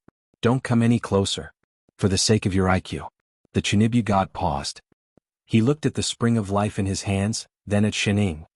You're really giving it to me? Yes. Shining nodded. The Chinibyu god still looked incredulous. All right. Go back once you find it. Lone Moon pulled Jing Qi up from the ground and pushed him towards the plain passageway. He conjured a seal and condensed Jing Qi's soul into a ball of light. He shoved it to him. Take care of your believer. The Chinibyu god, who had obtained the spring of life so easily, was confused. He did not expect them to be so easy to talk to. They had just threatened to eat his wings. He felt a warmth in his heart. He looked at the three of them, then at the spring water in his hands. His eyes were filled with gratitude. He opened his mouth as if he wanted to say something. After a while, he took a deep breath and said seriously, I've decided to bless you. Be grateful, stupid, Aya. Get lost. Before he could finish, Lone Moon's mouth twitched. He kicked him into the door. MDZZ. Chapter 351. In the next moment, a white light flashed and the figure disappeared. The plain passage closed up and the sky returned to normal. Lone Moon heaved a sigh of relief and turned to Shining. According to what he said just now, why do I feel that Jing Qi and this stupid god came here by accident and did not invade this plane of their own accord? Indeed not. Shining nodded and turned to sit back down. She picked up the fruit on the table and took a bite. Then what's going on? Lone Moon asked. Don't they have to get your permission before they can enter the plane? Just like the pass that Xinjing gave them back then. Otherwise, if they forced their way in, they would definitely be repelled by the plane, just like how Chef lost half his life. But of the two people just now, Jing Qi was a soul, and the stupid god was able to come here without any obstruction at all. At first, he thought it was because he was a manager and was very powerful. But that weak manager could not even beat Chef. Obviously, he did not have the ability to resist the power of the plane. Then how did he come here safely? Lone Moon could not figure it out. Was the plane repelling a holiday today? Maybe he did not even pass through the plane door? Shining said. Lone Moon paused and even I Ching looked over. What do you mean? Shining finished the fruit in her hand and turned to the two. There seems to be a loophole in our plane. I Ching, Lone Moon, the two of them were stunned. Before they could understand what she meant, the ground under their feet suddenly shook. Not far away, there was a loud boom that spread through the entire sky palace. Suddenly there seemed to be some huge energy sweeping over from afar. Even the immortal chi around them seemed to be much thicker. The three of them were shocked. They hurried out of the hall and released their divine perception. They could faintly see a pillar of light in the distance. It was so bright that it was blinding. What was that? That direction is the demon world. I Ching's eyes widened. Lone Moon was stunned too. The immortal chi in that pillar of light was shocking. How could there be such thick immortal chi in the demon world? Sect Master Elder. Just as they were thinking, Yu Hong suddenly rushed in and looked at them anxiously. Something happened to Little Black. Lone Moon was shocked. What happened to him again? I don't know either. Yu Hong became even more anxious. She didn't know how to describe it. Bring us there. Yes. Yu Hong then turned around and led the three of them to the side hall at the back. As soon as the three of them entered the room, they saw Xiao Hei lying on the bed with a pained expression. His face was pale and his body was covered in sweat, as if he was suffering from great pain. More importantly, there were traces of black smoke-like gas continuously drifting out from his body. Lone Moon directly went forward to check, and his expression became even more shocked. The demonic chi on his body is dissipating. Even his cultivation was unstable. What just happened? Yu Hong shook her head. No, we haven't left since Elder I Ching sent us back. Lone Moon frowned. Little Black was a demon. He could not tell what was going on. Go get Boss Lan. Just as she was about to ask her to call Lan Hua over, Siyu suddenly rushed in. Sect Master, this is bad. Celestial Emperor Lan Hua. Before Siyu could finish speaking, she saw Little Black in the room and was stunned. Why is he also? Something happened to Lan Hua as well? Lone Moon asked. Siyu nodded. He suddenly collapsed in the middle of refining pills. What a coincidence. Something happened to both of them at the same time? The few of them hurried to Boss Lan's room. Lone Moon checked his meridians and found that he was in the same situation as Little Black. The demonic chi in his body was dissipating for some unknown reason. In fact, it was more serious than Little Black's. Lone Moon could not figure out what was going on. He could only seal the two of them with an array to prevent the demonic chi from dissipating. What happened? Why did something happen to them? Where are the 10 sky fiends waiting in the guest hall? I Ching suddenly turned to look at Yu Hong. Go and see if anything happened to them. Yu Hong hesitated. I'll go right now. She hurriedly turned and ran out. A moment later she flew back. Elder I Ching, those sky fiends are in the same state as them. They suddenly collapsed. We've already sent disciples to look after them. In other words, only the demons are in trouble? Lone Moon's expression darkened. He exchanged a look with I Ching. Could it be the effect of that pillar of light just now? That pillar of light could restrain demons? Look after them. Lone Moon instructed. He turned to Shining and I Ching. Let's go to the demon world to take a look. The three of them mounted their swords and flew in the direction of the demon world. In a short while they arrived at the edge of the demon world. The demon world, which was originally filled with demonic chi, was now as bright as day. Right in the center of the demon world, an eye-catching pillar of light shot up into the sky. The white light shone across the entire demon world. Everywhere it went, the demonic chi dissipated. The pillar of light was like a purifier, purifying all the demonic chi in the demon world. The strange thing was, apart from the demonic chi, it did not affect the immortals at all. Lone Moon could even feel the immortal chi in the pillar of light. Just as they guessed, along the way they saw many demons like Lan Hua and Little Black. They were all lying on the ground in pain. There was no exception. Especially those demons with low cultivation levels. They did not even have a complete physical body. Once the demonic chi dissipated, even their bodies began to dissipate. If this continued, the entire demon race would probably disappear in the light. Lone Moon's heart sank. He sped up and flew to the side of the pillar of light. Only then did he realize that the position of the pillar of light was actually Little Black's demonic palace. The entire demonic palace was lit up by a huge array. The array was very strange. It was layered as if it was made up of tens of different arrays. The golden talismans surrounding it were also very complicated. They could not understand what they meant. Chef, can you tell what array this is? I Ching shook his head. I've never seen it before. Then he directly summoned an immortal sword. No matter what array it is, let's break it first. With that said, he waved the sword in his hand. Instantly, thousands of sword chi appeared and attacked the array. Lone Moon also summoned his immortal sword and cooperated with Chef to attack the array. Although he did not know who set up the array and what the purpose of doing this was, if this continued, the entire demon world would really be finished. In a moment, the densely packed sword light attacked the array. The strange thing was that there was no reaction at all. Whether it was the sword chi or the immortal chi, they directly passed through the array. They only destroyed the demonic palace below, and did not affect the array at all. Instead, the light in the pillar of light seemed to become even brighter. This pillar of light can absorb immortal chi. Lone Moon reacted. Attacks using immortal chi are useless against it. Chapter 352. I Ching reacted as well. He changed the sword technique in his hand, and a strand of blue god power wrapped around the immortal sword in his hand. He directly released his sword intent to form a huge dragon that flashed with blue light. He waved his hand, and the huge dragon charged straight towards the layers of array formations. In the next moment there was a few cracking sounds and the array broke apart. Even the pillar of light dimmed, and became many times smaller than before. It works. Lone Moon was delighted. He adjusted his cultivation level to the divine level, and used his god power to form sword chi. He attacked again. The array below was collapsing even faster. In less than half an hour the array had completely collapsed. The pillar of light in the middle was gone, and the thick immortal chi in the surroundings also disappeared. Lone Moon heaved a sigh of relief. He was about to check on the other demons when I Ching suddenly exclaimed, "Look, the ground." He looked down and saw that the ground where the pillar of light had disappeared, suddenly as if there was an earthquake. A huge white crack appeared, and the entire demon palace collapsed. The crack became wider and wider, spreading in all directions like a spider web, as if it was going to tear the entire demon world apart. What is this? Lone Moon was shocked. He could feel a huge suction coming from the white crack. It did not look like a crack in the ground at all. It was like space was being torn apart. Plain crack. Shining, who had been silent all this while, suddenly spoke. What? Lone Moon was shocked. Shining directly pulled out a light screen, and as she scrolled through the data on it she said, "This plane has cracked open. But the crack is not big.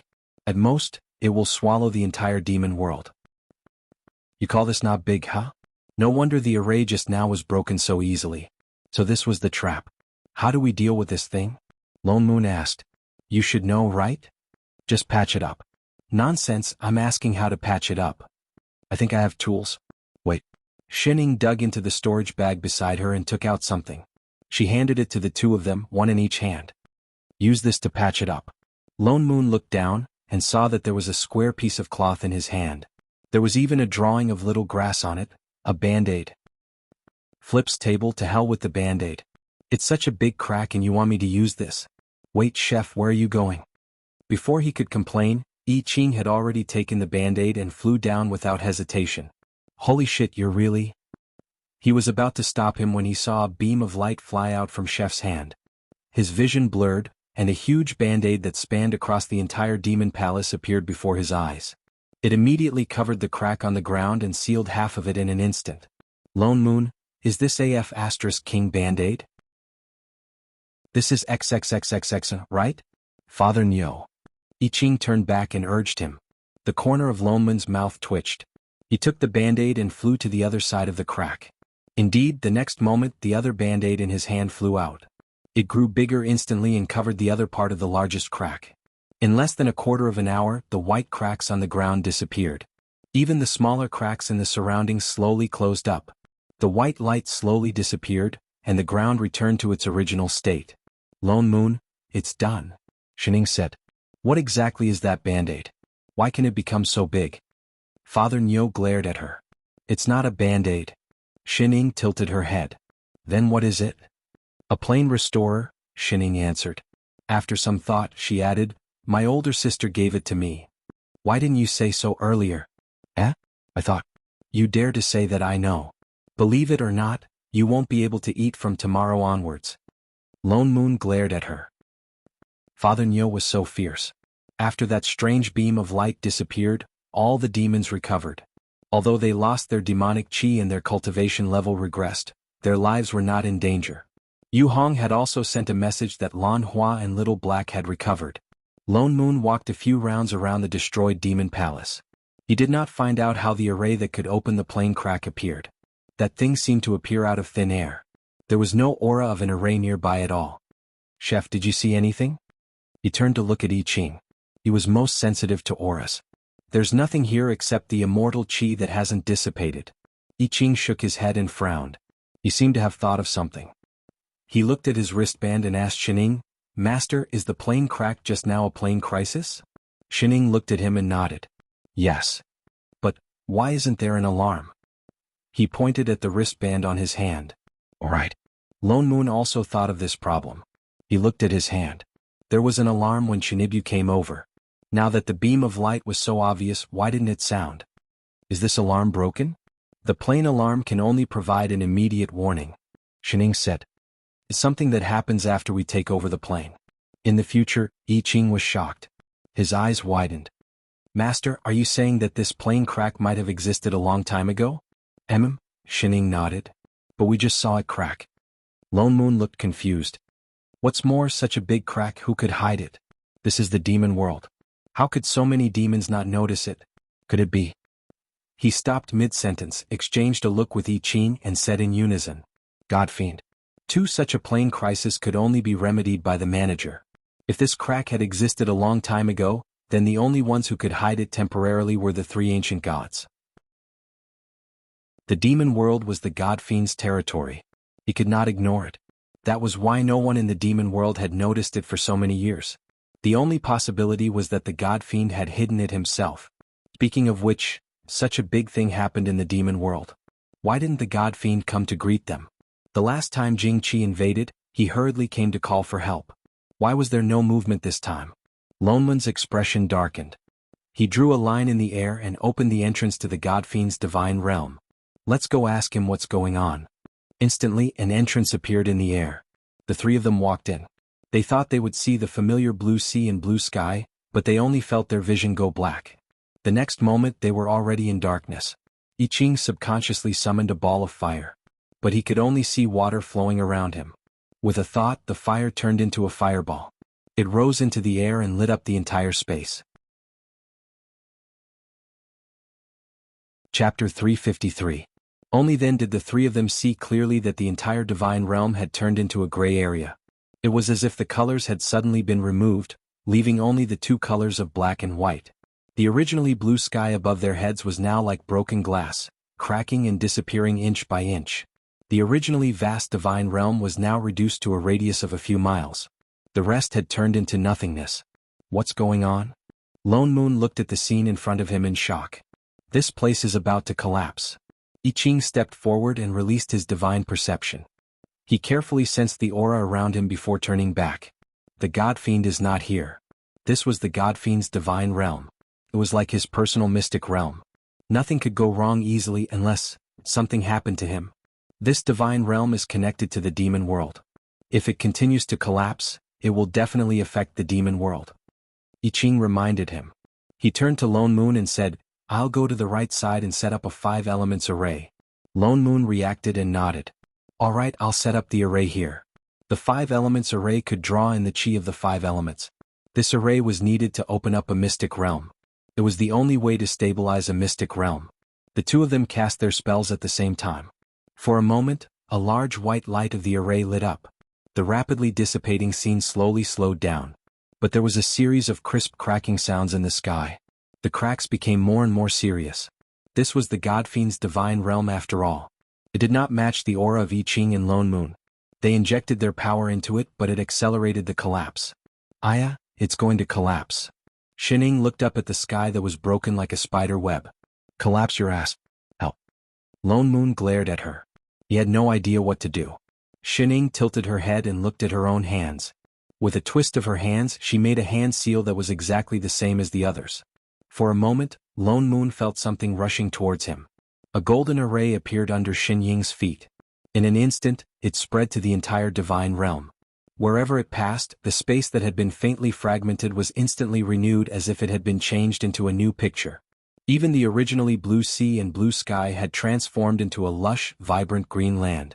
The god's domain felt even larger than before. Holy shit. Lone Moon stared at everything in front of him in shock. He turned to Shining. You know the 5 elements array. No way. Then just now Did she think he was blind? That was obviously a 5 elements formation, and it was the ultimate enhanced version.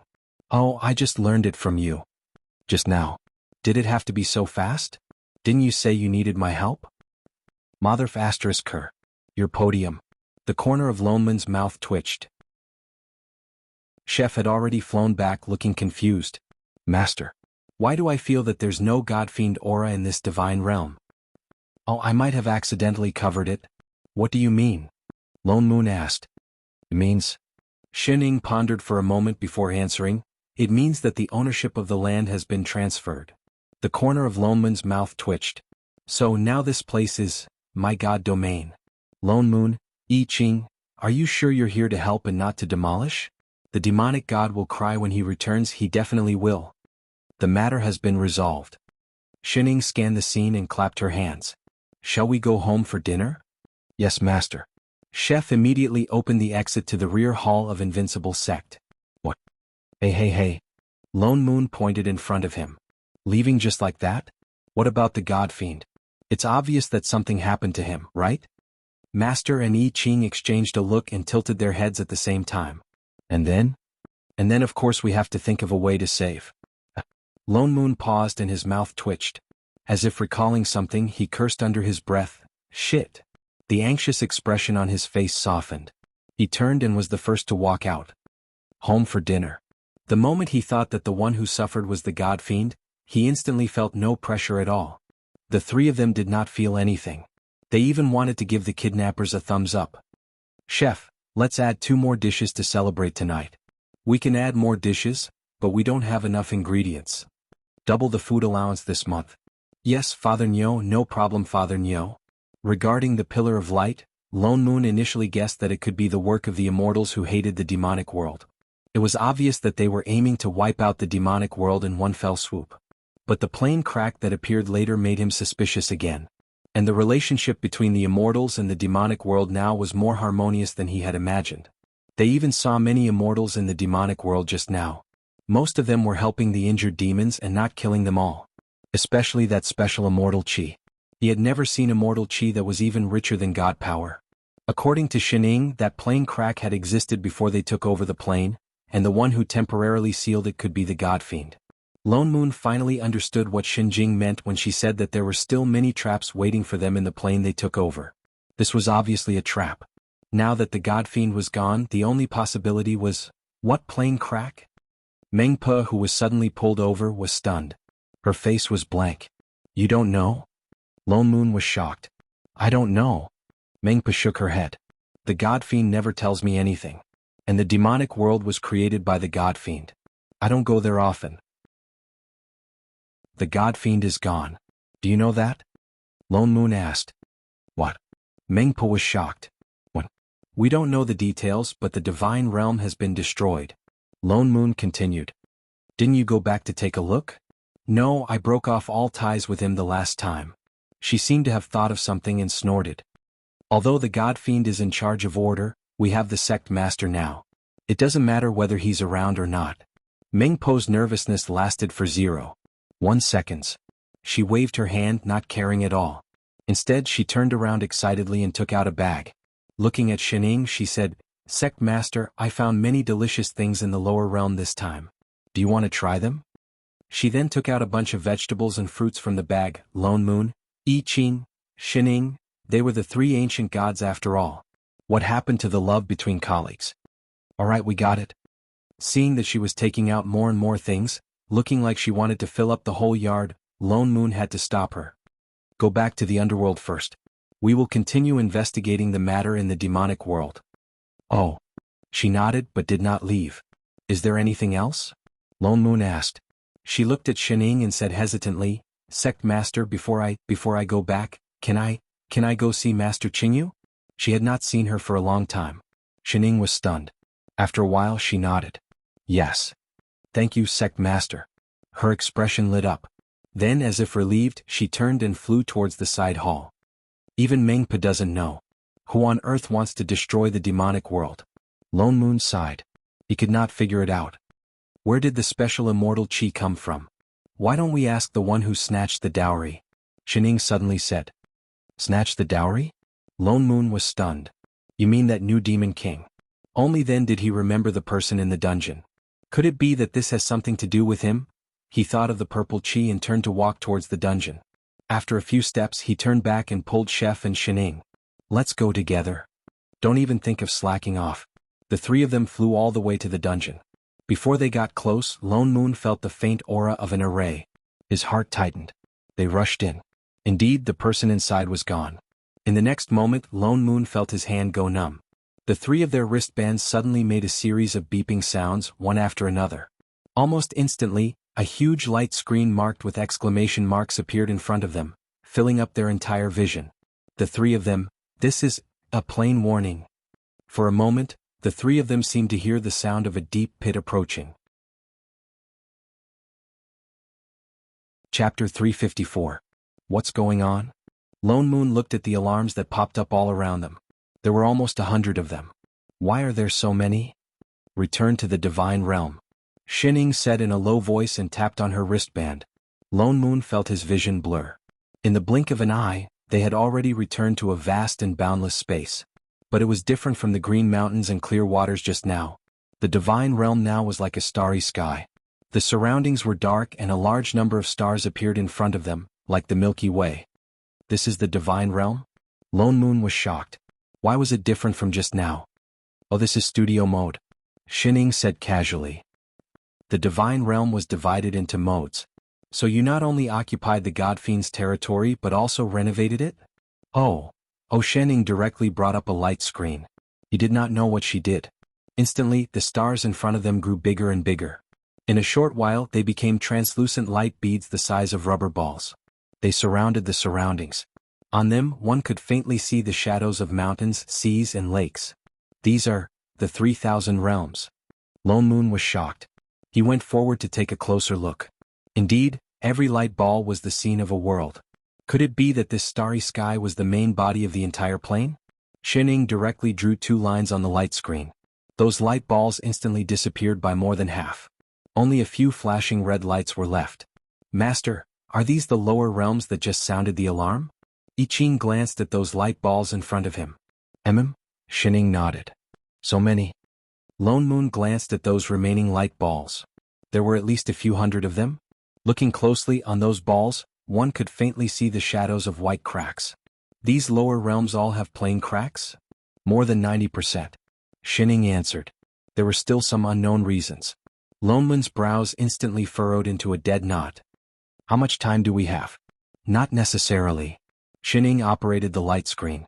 A row of data flashed in front of her eyes. After a while, she pointed to a light ball and said, for example, this one will collapse in half an hour. So fast. Lone Moon was shocked. Then we have to fix it as soon as possible. Alright, your band-aid. Pui plane repairer? Do you still have it? I do. Shining took out a bunch of band-aids. But there's no need to rush. There's no hurry. Lone Moon continued. If this goes on, the 3,000 realms will collapse. Now is not the time to be lazy. Lone Moon said with a serious face. Actually, let's split up. You go for the dozens of chefs on the left, Shining on the right, and leave the rest to me. Father Nyo, there's no room for discussion. I'll go to the one that's collapsing the fastest. Without waiting for her reply, he tore through the void and went to the one that was collapsing the fastest. Shining? As long as you're happy. I Ching stepped forward and looked at Shining calmly. Master, do you have any instructions? Shining glanced in the direction where Father Nyo had disappeared inside. Chef, call Radish over. Yes, master. At this time, Lone Moon had already reached the lower realm.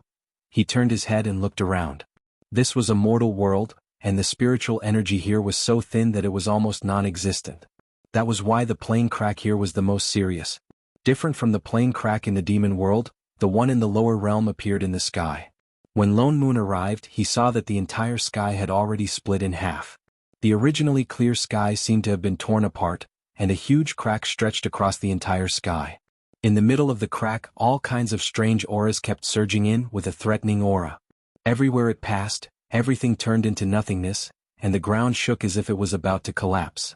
Lone Moon's heart tightened. and he directly threw the plane repairer in his hand out. He saw that the band-aid instantly became bigger, and directly flew towards the crack in the sky. In an instant it covered more than half of it. But that crack was really too big. Not long after the repairer stuck on it, it seemed to be about to break free, and a crack even appeared directly from the edge. Could a repairer not be able to repair it directly? Lone Moon's heart tightened and he hurriedly threw out 2 more, covering the thin flap next to it. But the cracks in other places were increasing. He had no choice but to throw a few more before completely sealing the plane crack. The surrounding shaking stopped, the patch-like band-aid in the sky slowly merged with the plane, and in a short while, it became a clear sky again. Lone Moon then heaved a sigh of relief, and looked at the remaining 2 plane repairers in his hand. Fortunately, Shining had given him more, otherwise he might not have been able to seal this crack. Thinking about it, there were still hundreds of such cracks and his heart instantly sank. He didn't know if the repairer in Xinying's hands was enough, so he turned and directly returned to the divine realm. Xinying's repairer. Before he finished speaking, his whole body suddenly stiffened, and his face instantly darkened. He thought that he would return to that starry sky, but in front of him was a stretch of green mountains and clear waters. The light ball of the 3,000 worlds had disappeared, and in its place was a wide grassland, and on the grassland, there was a huge western dragon propped up high. There were even a few excited discussions in front. "Chef, is the whole roasted dragon really delicious? I tested it before. This pseudo-dragon meat after roasting is oily but not greasy, it is extremely tender, master will definitely like it. But the skin is so thick, can it be roasted well? Don't worry master, I will roast it with the true phoenix fire, every part will be evenly heated, it will definitely be thoroughly cooked. Don't do it fully cooked, 70% will do, the taste will be better. Yes master, no problem master." Lone Moon. He faintly felt something in his mind snap, and suddenly had an urge to publish a newspaper to break off all relations. He took a few deep breaths and said in a deep voice, "What are you guys doing? I am exhausted and you guys are actually barbecue here. Could this plane still have fun? A degree. Only then did the 2 realize that the person who had left and returned, Shining waved a hand in greeting. "Hey Father Nyo." She pointed to the huge dragon in front of them and said, "Want a piece? Come your ass." Lone Moon was a little mad. "You guys are still in the mood to roast meat, what about those plane alarms? Do you know that the lower realm is about to collapse?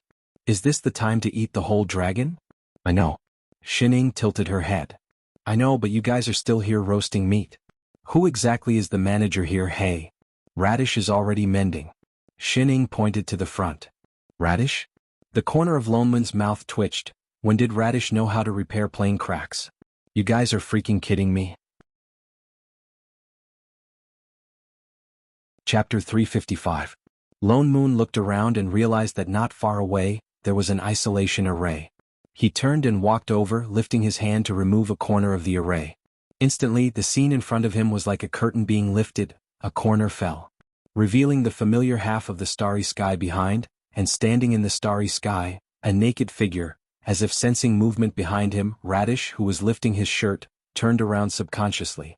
Lone Moon only saw the 2 white lumps on his butt turn away, revealing the indescribable scene in front of him. "Hey annoying guy, you're back."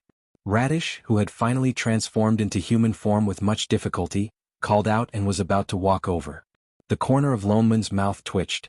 With lightning speed he covered the isolation array in his hand with a whoosh. He also added a few more layers of isolation arrays on top of it to cover this unsightly scene. Then, with a dark expression, he walked back. What is Radish doing? Playing hooligan in front of the 3,000 worlds? Shining took the roasted meat that Chef handed over and replied matter-of-factly, "Blooming. Wasn't that obvious?" "Nonsense. Of course I know he's blooming.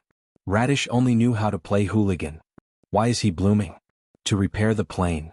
Shining answered as she chewed on the meat. "Repair?" Lone Moon was stunned. "What do you mean? When did Radish have such an ability?" "What Master means is that there are too many worlds that had problems this time, it would be too late to repair them one by one." I Ching at the side then explained, so Master attached the data of plane repair to Radish. Radish is a 1,000 leaves vegetation spirit, it can communicate with all plants, its flowers can be accurately transmitted from here to every crack in the 3,000 worlds. So we let Radish bloom here, and then send the dandelions to those planes with plane cracks, directly to repair the plane in batches. There There was such a method. Why didn't you say so earlier? Making him go down to the lower realm. Master didn't finish and you already left. You ran too fast, blame us. Motherf asterisk her. Shining nodded and wiped the oil off her mouth. Chef, give me another piece. Yes, master. Father Nyo, you really don't want one? Get lost. Radish's sewing repair method was indeed useful. Soon, Lone Moon saw the warning on the wristband dimming one by one. In less than half an hour, there were only 2 or 3 notifications left. Radish also walked out of the isolation array. Little Missy, I finished blooming. I even left the biggest one for you. After saying that, it raised a dandelion that was the size of a hydrangea flower and rushed over. The corner of Lone Moon's mouth twitched. He stopped the man in his tracks and conjured a set of clothes, which he threw at him. Put your pants on. Tisk. Radish's face was full of unwillingness. Under Lone Moon's murderous gaze, it slowly put on its pants. He raised the dandelion in his hand and ran towards Shining. Little Missy, look, this is the biggest one. Shining, who had finally finished the roasted meat, turned to look at him and replied slowly, I don't want it. She was shedding her fur. The radish's enthusiasm was extinguished in an instant. The whole radish wilted. Big sister, sad, aggrieved, upset, seeing that she had no intention of accepting it at all, it took it back and turned back to its radish form. It picked up the pants that had fallen and threw it to Lone Moon. It must be that the pants did not look good, which caused it to give flowers in the wrong way. Little Missy did not accept it, definitely. Pooey. It was all the fault of the annoying ghost. He snorted at Lone Moon, then habitually climbed onto his leg and continued to be a pendant. Shining, do you see what's going on this time? Lone Moon did not care about Radish and looked directly at Shining. The sudden appearance of so many plane cracks was not normal no matter how he looked at it. How did these cracks come about? Under normal circumstances, only plane storms and plane invasions will cause cracks. Shining gestured for Chef to put away the unfinished roasted meat. With a tap of her hand, the grass under her feet disappeared instantly and the surroundings changed back to the starry sky. Only this time there were more star-like light balls floating in the air. Plane invasion? Lone Moon frowned.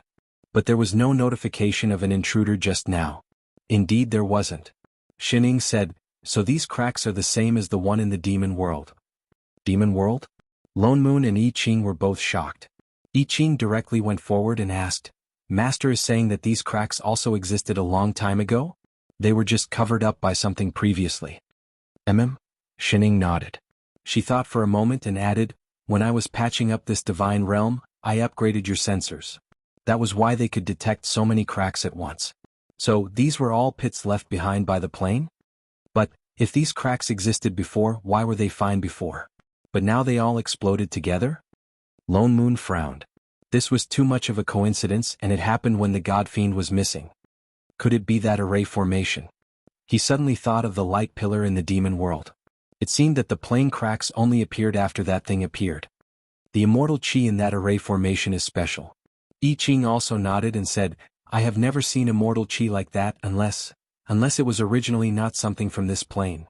Lone Moon continued. With that thought he connected the dots. It was that array formation and immortal chi that broke the plane? You're half right. Shining tilted her head and directly opened a light screen. She pointed to the data on it and said, but that array formation is not used to break the plane but to repair it. What? The two of them were stunned. What do you mean? She reached out and tapped on the light screen. Instantly, an array diagram that was exactly the same as the one on the Demon Palace appeared in front of the few of them. In this array formation there are spatial laws. It cannot completely repair the plane cracks, but it can temporarily stabilize them. It is the same for other realms. Lone Moon was stunned. That meant that there was actually such an array above every crack. No wonder when he and Chef destroyed the array formation, that crack suddenly appeared. So that array formation was used to plug the gap.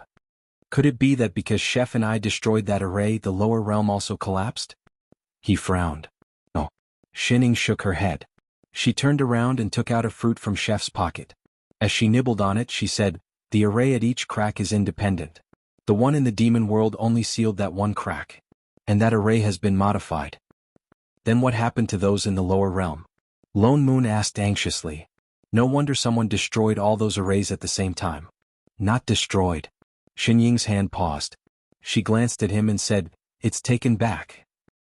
What did that mean? Chapter 356. Lone Moon was stunned. I Ching, who was beside him, nodded in understanding. Master is right. No one can destroy so many arrays at once. Only the person who set up the arrays can retract them at any time. That meant it was the person who set up the arrays that caused so many cracks to appear at the same time. The person who set up the arrays? His heart sank. Could it be the God Fiend? But thinking about it carefully, it was impossible. It was not just him. I Ching did not fight with the God Fiend for nothing. He understood the God Fiend's aura the best. The special immortal chi on the arrays could not be the God Fiend's. And he was the ancient god of creation. He had racked his brains to get Shining to come here. Why would he find trouble for himself? Lone Moon's mind came up with a dramatic story. Even if the person who set up the arrays was not the God Fiend, he was definitely closely related to him. In other words, before Shining took over this plane, the God Fiend asked that person to temporarily seal the plane cracks. But now he had retracted the array and didn't even bother to greet them. Could it be that he fell out with the God Fiend? And just by looking at the number of cracks, it was obvious that this plane had long been pierced into a sieve. Who knew how much trouble there would be? The more Lone Moon thought about it, the more his head hurt. Xinjing was right. This plane was a huge F***king trap. What should they do now? They did not even know who set up the arrays. Who knew what other tricks the other party had up his sleeves? Master. I Ching suddenly thought of something. Can you trace the source of the special immortal chi on the arrays? Lone Moon's eyes brightened. Indeed, if they knew where the immortal chi came from, they would definitely be able to find out who set up the arrays. Let me try. She quickly finished the fruit in her hand and tapped on the light screen in front of her. After a while she stopped. Nothing. The two's expressions darkened. Indeed, they could not find it. But we can trace this. Shining suddenly took out a transparent box filled with purple gas. This is the purple gas that the new Demon King wants to snatch? The two were stunned and immediately reacted. That's right. Shining said that the array in the Demon Palace had been modified. That was why the light beam that almost wiped out the demons appeared. It was obvious that the person who had altered the array was the new Demon King who had disguised himself as a demon. And the person who could change the formation must be someone very familiar with the formation. He definitely knew who had set up the formation to seal the plane crack. What's more, the other party's target was the unknown purple chi in Xinying's hands. In other words, he would definitely appear in a place with this purple aura. Shining opened her hand and the box containing the purple chi flew up. Wisps of chi floated out of it and floated towards the 3000 Worlds light ball. However, there was no reaction from the 3000 Worlds. In less than a moment, the purple gas returned to the box. No. Lone Moon was shocked. How was that possible? Shining pointed to where the box was. Chef, what is that place? I Ching looked in the direction she was pointing. He took a closer look and said, those on the left should be mortal realms, and those on the right should be immortal realms. What about the middle? The middle? I Ching was stunned. He looked at the pitch-black space in the middle. Master, that's the void between the immortal realm and the mortal realm. There's nothing. Before he could finish, Shining suddenly waved her hand. Immediately, the 3000 worlds enlarged in front of them. It was especially so for the void that he had just mentioned. In the next moment, a pitch-black ball appeared in the middle. This is... Lone Moon and I Ching were shocked. They took a closer look and realized that the bead was covered with a layer of black chi. It blended into the darkness around it. This was a hidden realm. It's demonic chi.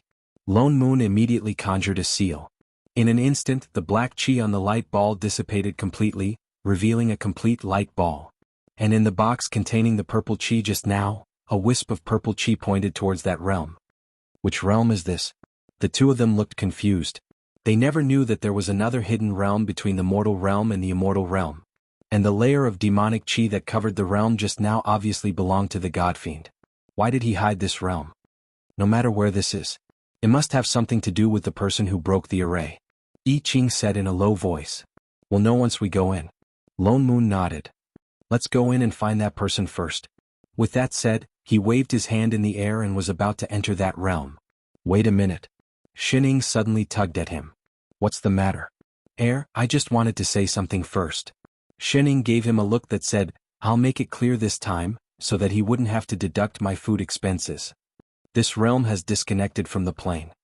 Lone Moon, I Ching, what? What do you mean disconnected? Lone Moon stepped forward and asked. To put it simply, this realm is independent. Shining thought for a moment and added, in the words of this plane, it is no longer under the heavenly Tao. Lone Moon was stunned. Isn't this one of the 3,000 worlds? How could it not be under the heavenly Tao? He paused and suddenly thought of something. His eyes widened. Don't tell me this realm is also from another plane? No. He heaved a sigh of relief. Then why is it disconnected? Are planes allowed to be independent? In theory it's not allowed. She shook her head. But this plane is different. Lone Moon understood instantly. This plane was a sieve. Master is worried that our powers might be restricted after entering this world? I Ching asked. Shining nodded. Never mind. Lone Moon clenched his fists. Let's go first. Even if they couldn't find the person who set up the array, they could find the god fiend and beat him up first. Father Nyo, all the best. Shining hurriedly waved. The figure who was about to fly into that realm paused and turned to the two people behind him who had nothing to do with him. He shouted, the two of you die too. We're going to? Bullsh *T. Whose plane was this, hey? So troublesome, shut up. Lone Moon only saw a white light flash in front of him. The next moment he was already on a narrow path. He subconsciously sensed the aura around him and was surprised to find that the air was actually filled with immortal chi and not spirit chi. But compared to the immortal realm, the immortal chi here was obviously much thinner. Could this be the effect of disconnecting from the plane? Shining, look for. He turned and was about to remind Shining to take out that ball of purple chi from before and look for clues, but only felt that there was no one beside him. Where is she? There was no one beside him. Not only Shining, even Chef was gone. Chapter 357. Lone Moon hurriedly opened the communication device on his wristband, but there was no response at all. Could this be the restriction that Shining was talking about? Not only was the location of entry random, but he could not use his assistant's authority in this interface? Then where was he going to find someone? He looked around and decided to find an immortal city to ask about the situation first. He was just about to fly on his sword when suddenly there were a few whooshing sounds in the air. After a few bird cries, a huge green bird suddenly appeared in the sky. With a light flap of its wings, a strong wind was stirred up, and in the next moment, a huge shadow fell down. Lone Moon subconsciously wanted to summon his immortal sword, but saw the huge bird's figure flash, instantly transforming into a human form, smiling as it walked towards him. Fellow immortal, where are you going? Do you need professional bird service? We will provide you with a luxurious ride, exclusive service, 0 immortal power consumption, 5-star enjoyment. DD Beast beating rating is 99%. What the hell? Seeing that fellow immortal looks unfamiliar, there is a 30% discount for new customers. Just 3 mid-grade immortal stones, you can stop and leave immediately, guaranteed to arrive at your destination. Fellow immortal, are you leaving now? With that said, he even patted himself hard on the back. The corner of Lone Moon's mouth twitched. No need, I'll fly myself. With that said, he directly flew on his sword. Fellow immortal, don't go, flying on a sword consumes a lot of immortal power. If 30% is not enough, 40% is fine too. How about 50%? What was going on? Lone Moon looked confused. He sped up on his sword and released his divine perception, only to find that there was an immortal city not far away. Indeed, in a short while, there were many palaces in front of him. He directly landed, only to see that there was a huge stone tablet outside the immortal city. On it was written a row of flamboyant words. Shangfang Immortal City welcomes you. Lone Moon was stunned. Why did this type of welcome sound so familiar? Coupled with the DD Beast beating he had encountered previously, he suddenly had a bad feeling. After hesitating for a while, he walked in. Almost in an instant he heard the sound of bustling. Big sale of 50% off. All immortal pills and pill tripod pavilion are on sale, 50% of everything only for this day, first come first serve. Treasure Tower clearance sale. Celestial artifacts that used to cost dozens or hundreds of celestial stones will now only cost 5 mid-grade celestial stones. Just 5 mid-grade celestial stones? You can choose any celestial artifact from level 1 to level 5. Shangfang Civil and Martial Immortal School is recruiting students. Our school has a top mystic immortal to teach. Your dream of ascension can be fulfilled in 100 years.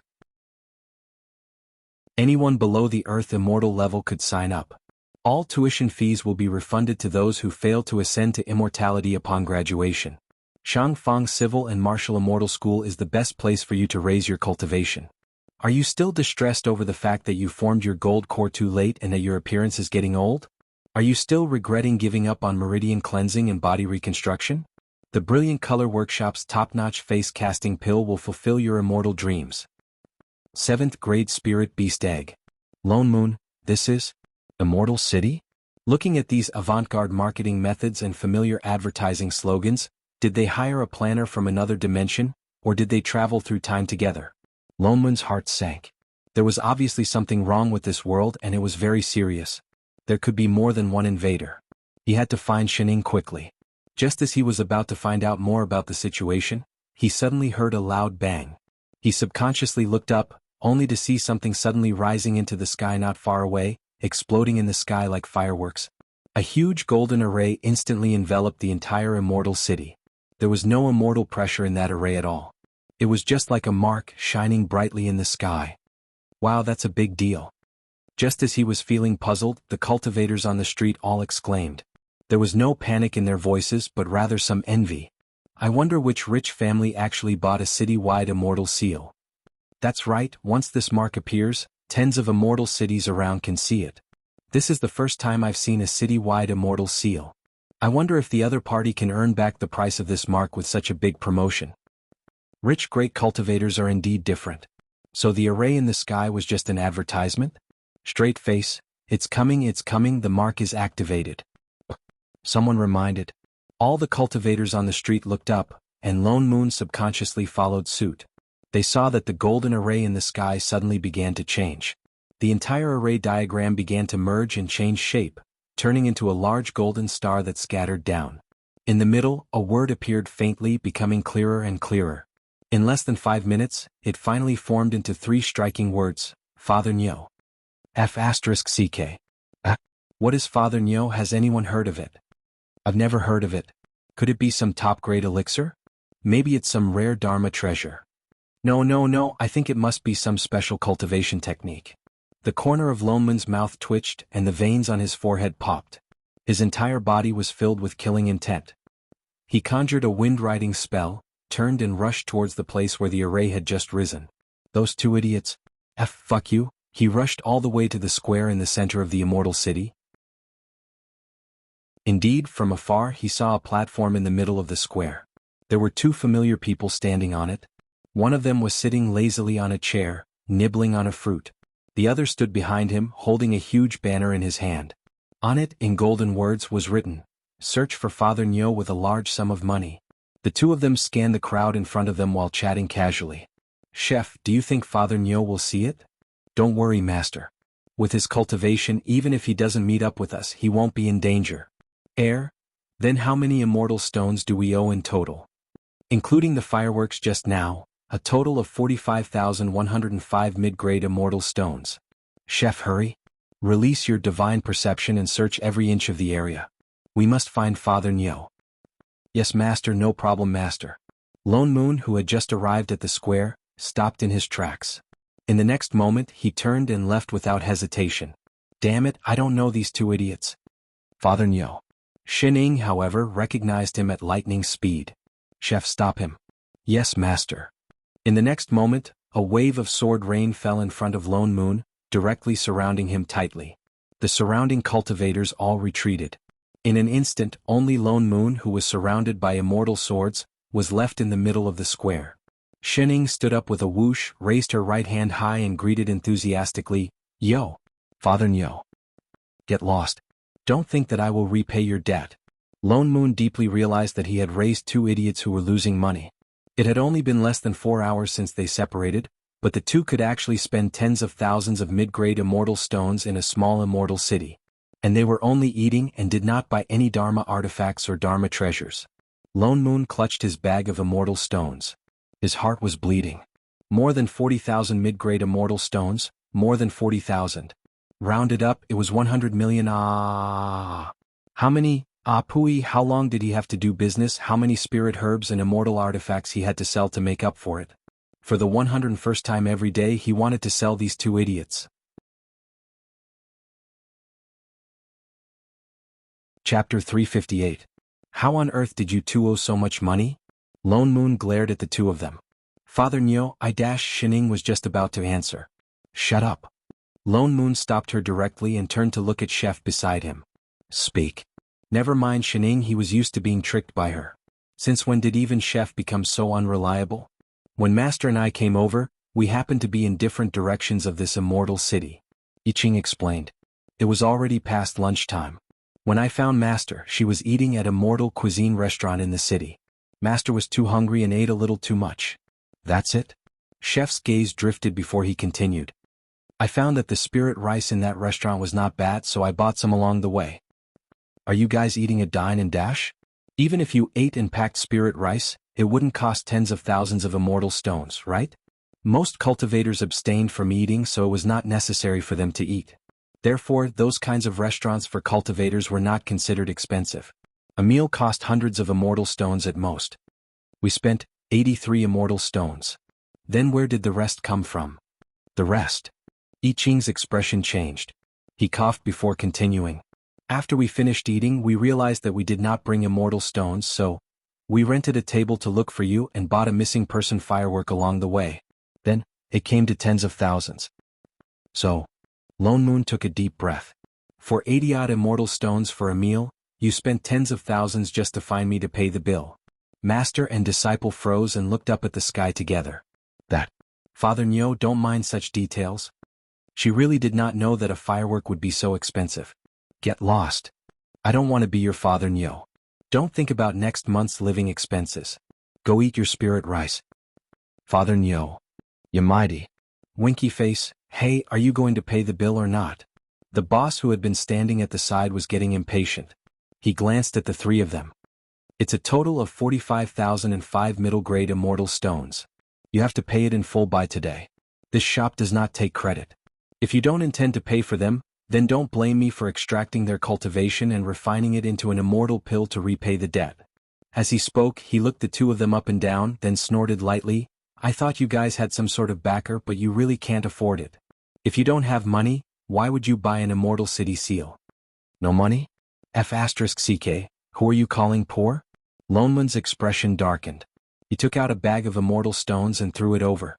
45,105 mid-grade immortal stones, right? Here are 500 superior-grade immortal stones. Keep the change. He hated it the most when people said he had no money. You can't even talk about my daughter. A high-grade celestial stone. The boss was shocked and immediately smiled like a chrysanthemum. Looks like this little deity is worrying too much. If a mortal friend wants to issue an immortal city seal next time, our shop will give you a discount. No need. Seeing that the other party's expression wasn't very good, the boss didn't say much. Then I'll take my leave first. Thank you for your patronage. With that said, he took the bag of immortal stones and left. Lone Moon looked at the boss walking away. Something flashed across his eyes.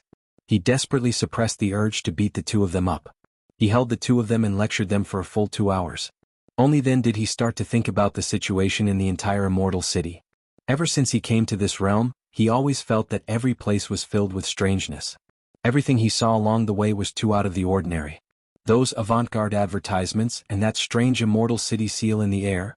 He had a bold guess in his heart, but he didn't have time to verify it. After thinking for a while, he turned to look at the two cheaters behind him and said, Shining, the two of you stay here and don't walk around. I'll go buy some oranges? Shining subconsciously replied. The corner of Lone Moon's mouth twitched. Get lost. Lone Moon asked around in the immortal city before he roughly understood the situation in this world. It was different from the mortal realm and the immortal realm. This was a world where immortals and mortals lived together. All mortals here could cultivate, from chi refinement all the way to mystic immortal. As for Stygian immortal and exalted immortal above mystic immortal, there seemed to be no such concept here. Or rather, no one had risen to such a cultivation level. And it was not like the cultivators of other realms, where there would be lightning tribulations every time they advanced. Lone Moon guessed that this might be because this realm was not under the heavenly Tao, so naturally there would be no heavenly tribulations. The cultivation system here was also extremely complicated. Other than the cultivation of the 5 elemental spirit roots, there was actually magic, battle chi, ancient martial arts, all kinds of cultivation methods. Just like the advertisement that Shining used to look for him in the sky previously, he only found out later that it was actually a magic array. Although it was also condensed from immortal chi, the effect was completely different. No wonder he didn't see any immortal pressure from that array at all.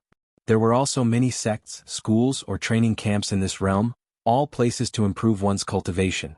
It could be said that 100 flowers were blooming, good and bad mixed together. But the people here seemed to be used to it and didn't find it strange. Combined with what he saw before, the sales methods that were completely different from the immortal spirit plane, Lone Moon guessed that there might have been more than one invader in this world. Although he had long known that this plane might have long been pierced into a sieve, but seeing this sieve with his own eyes, he still felt shocked. So it's because of this that the God Fiend hid this world? I Ching frowned. Very likely. Lone Moon nodded. He should have gathered all those invaders in this world. That's why this place is so strange. The God Fiend separated it from the 3,000 realms, probably because he was afraid that these invaders would affect other realms. But the people here don't look like invaders to me. Indeed not, Lone Moon said. I just asked around. The knowledge they know outside the immortal cultivation world is all taught by their predecessors. The first people who knew about it are long dead. Which means that the invaders who were isolated from this world by the God Fiend have actually long disappeared. The people in this world now are all the descendants of those invaders? Was this a world transformed by a travel group? Should be so. That's impossible. I Ching shook his head. This world is isolated from the heavenly Tao, which means that the souls here can't enter samsara. Then where did the people here come from? They couldn't have appeared out of thin air, could they? I can't figure that out either. Lone Moon frowned. He indeed couldn't sense the aura of the river of forgetfulness in this world, which meant that this was a place where one could only enter but not exit. But the cultivators here were clearly not less than any other realm, so where did these people come from? Looks like we can only ask the God Fiend about this. Lone Moon nudged Shining beside him. Have you found any clues about that purple gas? Oh. Shining seemed to have just remembered the matter at hand. She took out that purple gas box. In the next instant, a tiny thread rushed towards the right side of everyone. In the south. That's north. Lone Moon frowned, gave Chef a look, then flew up on his sword and flew in that direction. Chapter 359. The three of them followed the purple thread. In order to take care of that tiny thread of purple chi, they flew slowly. From time to time, a few cultivators flew past them. They didn't know if it was an illusion, but the further north they flew, the more cultivators there were, and all of them seemed especially happy and excited. Some even greeted them in a friendly manner.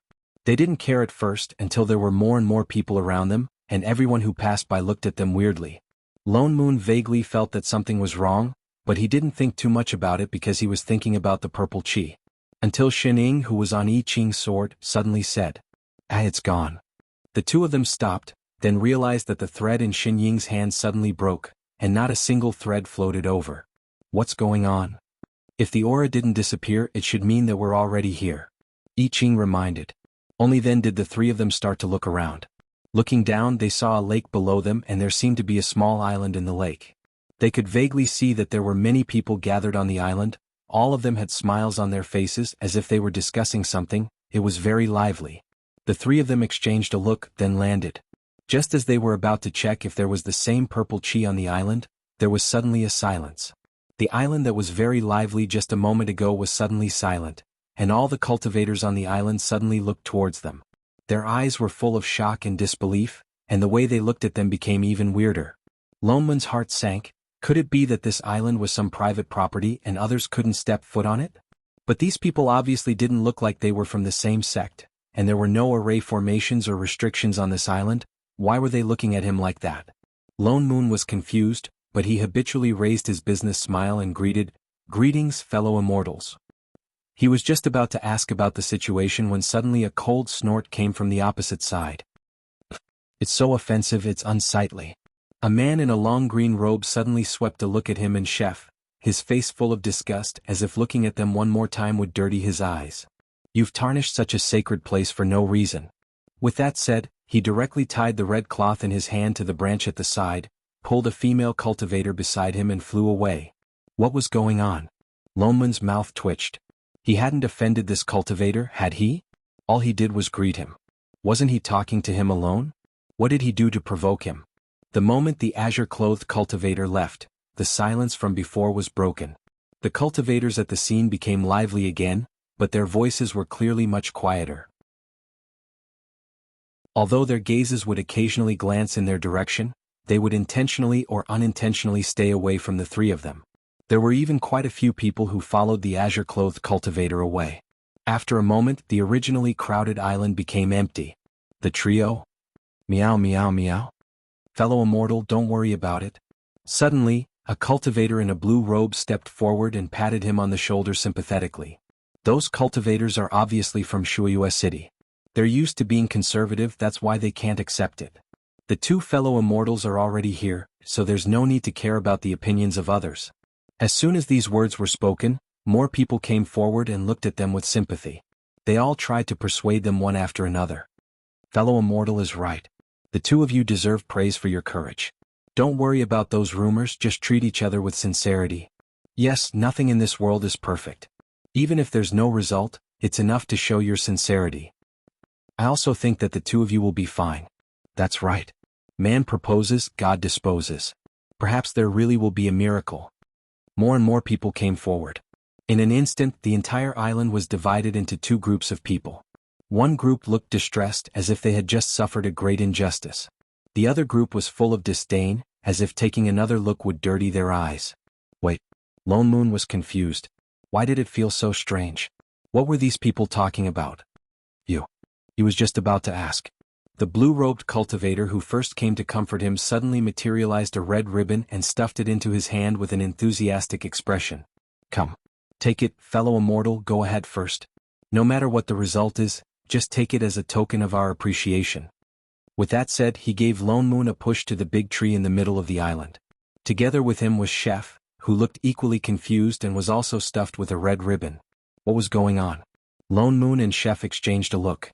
They looked at the ribbon in their hands, then looked at the people around them who were looking at them with encouraging eyes. Only then did they realize that the people standing here were a man and a woman, a pair. Suddenly they had a bad feeling. Well, may I ask, what tree is this? The cultivator in blue behind them smiled and said even more kindly, Fellow immortal, don't worry. You've come to the right place. If you don't believe me, look at the stone tablet at the side. Lone Moon turned to look. Indeed, there was a stone tablet under the tree.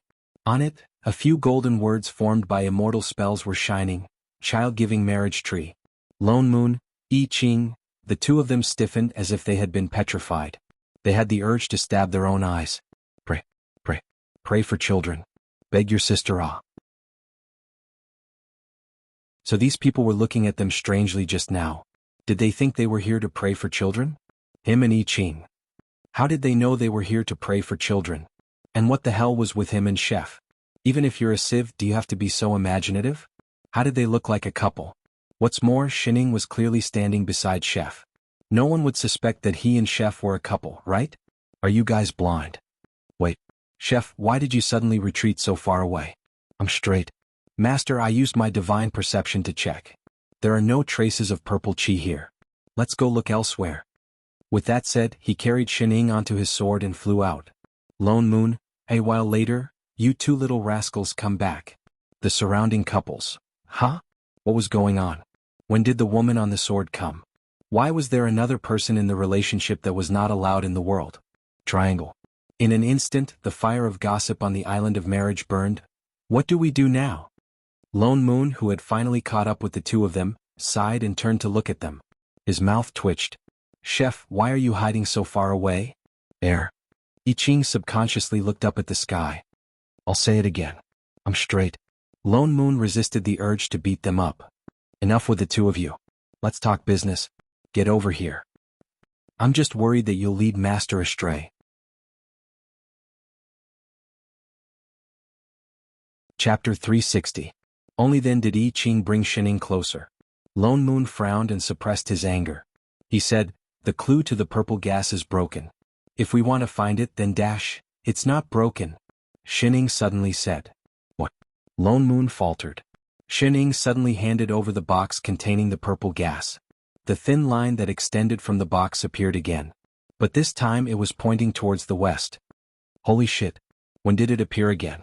I don't know. Shining tilted her head. I just found it again. Lone Moon took the box from her and looked at it carefully. Never mind, let's look in the direction it's leading us. With that said, she flew in the direction of the purple light. I Ching hurriedly followed. Master, just dash. I Ching was about to say a few words when he realized that Xining was looking in the direction of the fertility tree. She looked like she was thinking about something. Master? Master. Is there something wrong? Xining turned back. After thinking for a while she said, Chef, don't you think that just now dash found it? Lone Moon suddenly stopped. He looked at the box in his hand and pointed downwards. It's down there. Indeed, the box containing the purple gas was emitting a faint purple light. It seemed like it was being led by something. The few of them landed directly. To their surprise, there was actually a dense forest below them. There were tall and strong trees everywhere, and it seemed that very few people set foot in it. As soon as they entered the forest, even the sunlight dimmed, and the surroundings became a little dark. The three of them were a little surprised. Previously, the purple gas was hidden in the Dharma artifacts that looked like accessories. Naturally, they also thought that other places with purple gas should be hidden in Dharma artifacts. But this forest did not look like a place to store Dharma artifacts. Lone Moon directly scanned the area with a spell but did not find anything. He frowned. Why is there no reaction? If there was nothing wrong with the purple gas, the thing should be here. The few of them looked around for a while. Father Nyo, don't you think? I Ching suddenly pointed to the trees around them. The position of the trees around here is a little strange? Trees. It was then that Lone Moon noticed the tall trees around him. He looked around carefully and his eyes widened. This is an array formation. A trace of shock flashed in their eyes. Arrays had always required energy to be maintained. Spiritual chi, immortal chi, and devil chi were all fine. However, this formation was maintained by natural trees. The plants were rooted in the ground, and there were immortal veins flowing underground. More or less, the immortal veins would be absorbed into the plants. This formation relied on this to lay down a natural concealment formation. People would only think that there was an abundance of immortal energy here and would not notice that there was an array formation here. This was the first time they had seen such a technique, and they couldn't help but praise the creativity of the person who set up the array. Lone Moon walked towards one of the trees and sent a sliver of immortal chi over. He forcefully changed the direction of the array and broke it. Almost in the blink of an eye, the lush forest in front of them twisted, as if a green curtain had been lifted. The forest disappeared in an instant, and a majestic palace instantly appeared in front of the three of them. The surrounding immortal chi flourished, making one feel as though they were bathing in an immortal vein. There should be a historical site inside. Lone Moon looked at the palace that was wrapped in immortal chi and looked a little blurry. Let's go in and take a look. Be careful. With that said, he stepped in first and I Ching followed. Xining was the last to enter. The moment she stepped in, she suddenly stopped in her tracks and turned back to look at the forest behind them. Master? I Ching saw that she had stopped and turned back to ask. Xinying's eyes darkened, and then she turned back to follow. It's nothing, let's go. In front of them was a path that looked like it was made of jade, winding towards the palace in front. It was not a long distance, but it was floating in the air step by step. The three of them walked up step by step. The path was not long, and in a short while they arrived at a square. The square was huge, the kind that they could not see the end of. They directly flew over on their swords and arrived in front of the palace. They saw that there was a red horizontal board hanging high above the palace. On it were 3 words, Purple Night Palace. The words were bold and powerful, as though they contained some kind of nomological power. Lone Moon and I Ching could not help but frown, and after a glance they did not look closely. Xining, on the other hand, looked up excitedly for a long while. The door to the palace was tightly shut. Lone Moon originally thought that there would at least be 1 or 2 arrays blocking the door. Unexpectedly, he only gave it a gentle push, and the door creaked open, and there was a series of echoes. The three of them walked into the palace and looked. Just like the outside, there was no one inside. The immortal chi was obviously as thick as the immortal world heavenly palace, but for some reason, it gave them a gloomy feeling. It seemed that this place had been abandoned for a long time. The strange thing was that there seemed to be no damage in the surroundings. It was unbelievably clean, but there was no sign of anyone. Quick, look in the middle. I Ching pointed to the place in the palace where the immortal chi was the thickest. Lone Moon turned to look, and there was a faint purple light coming from there. His heart tightened and he hurried over. Indeed, in the middle of the palace, there was a white jade platform on which a lamp was burning. But the lamp was not lit by a flame, but a wisp of smoke like purple qi. Found it. Lone Moon was delighted and picked up the lamp. There is indeed purple. Father Nyo. Before he could finish, I Ching's eyes widened and he looked at him in shock. Put it down quickly. Lone Moon was stunned and turned to look, only to see that the purple qi on the lamp had suddenly turned into a purple flame, spreading towards him at an extremely fast speed. In an instant, it climbed up his arm as though it was going to swallow him whole. He subconsciously wanted to let go, but he could not. His hand was completely numb. I Ching directly swept a beam of sword qi in the direction of his hand, and then the purple flame was forced back. With a clang, the lamp fell to the ground. And Lone Moon's entire sleeve was burnt, and a large wound appeared on his arm. His heart was instantly shocked. What sorcery was that just now? He actually did not feel anything at all. Before he could think carefully, the palace door suddenly closed with a loud bang.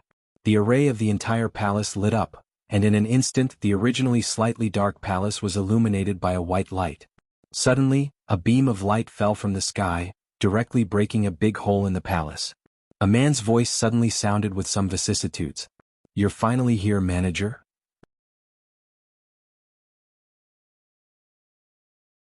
Chapter 361. A few figures suddenly appeared in the sky. A quick count showed that there were more than 10 of them. There were both men and women, all of them emanating immortal qi.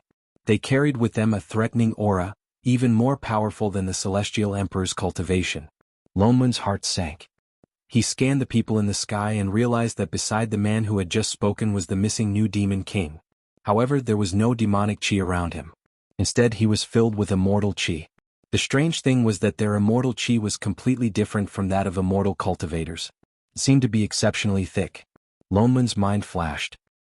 He looked at that person and said, "You led us here on purpose." "That's right." That person snorted and turned to look at the 3 people below. His eyes were filled with deep hatred. "That plane should have collapsed long ago. You should not exist at all. You should not have a manager." Lone Moon was shocked. They already knew Xin Ying's identity. "Who are you people?" "We're here to end you." The person who spoke first answered. He did not seem to have any intention of explaining to them. His eyes turned cold. "Don't worry. Once you die, we will personally send this entire plane on its way."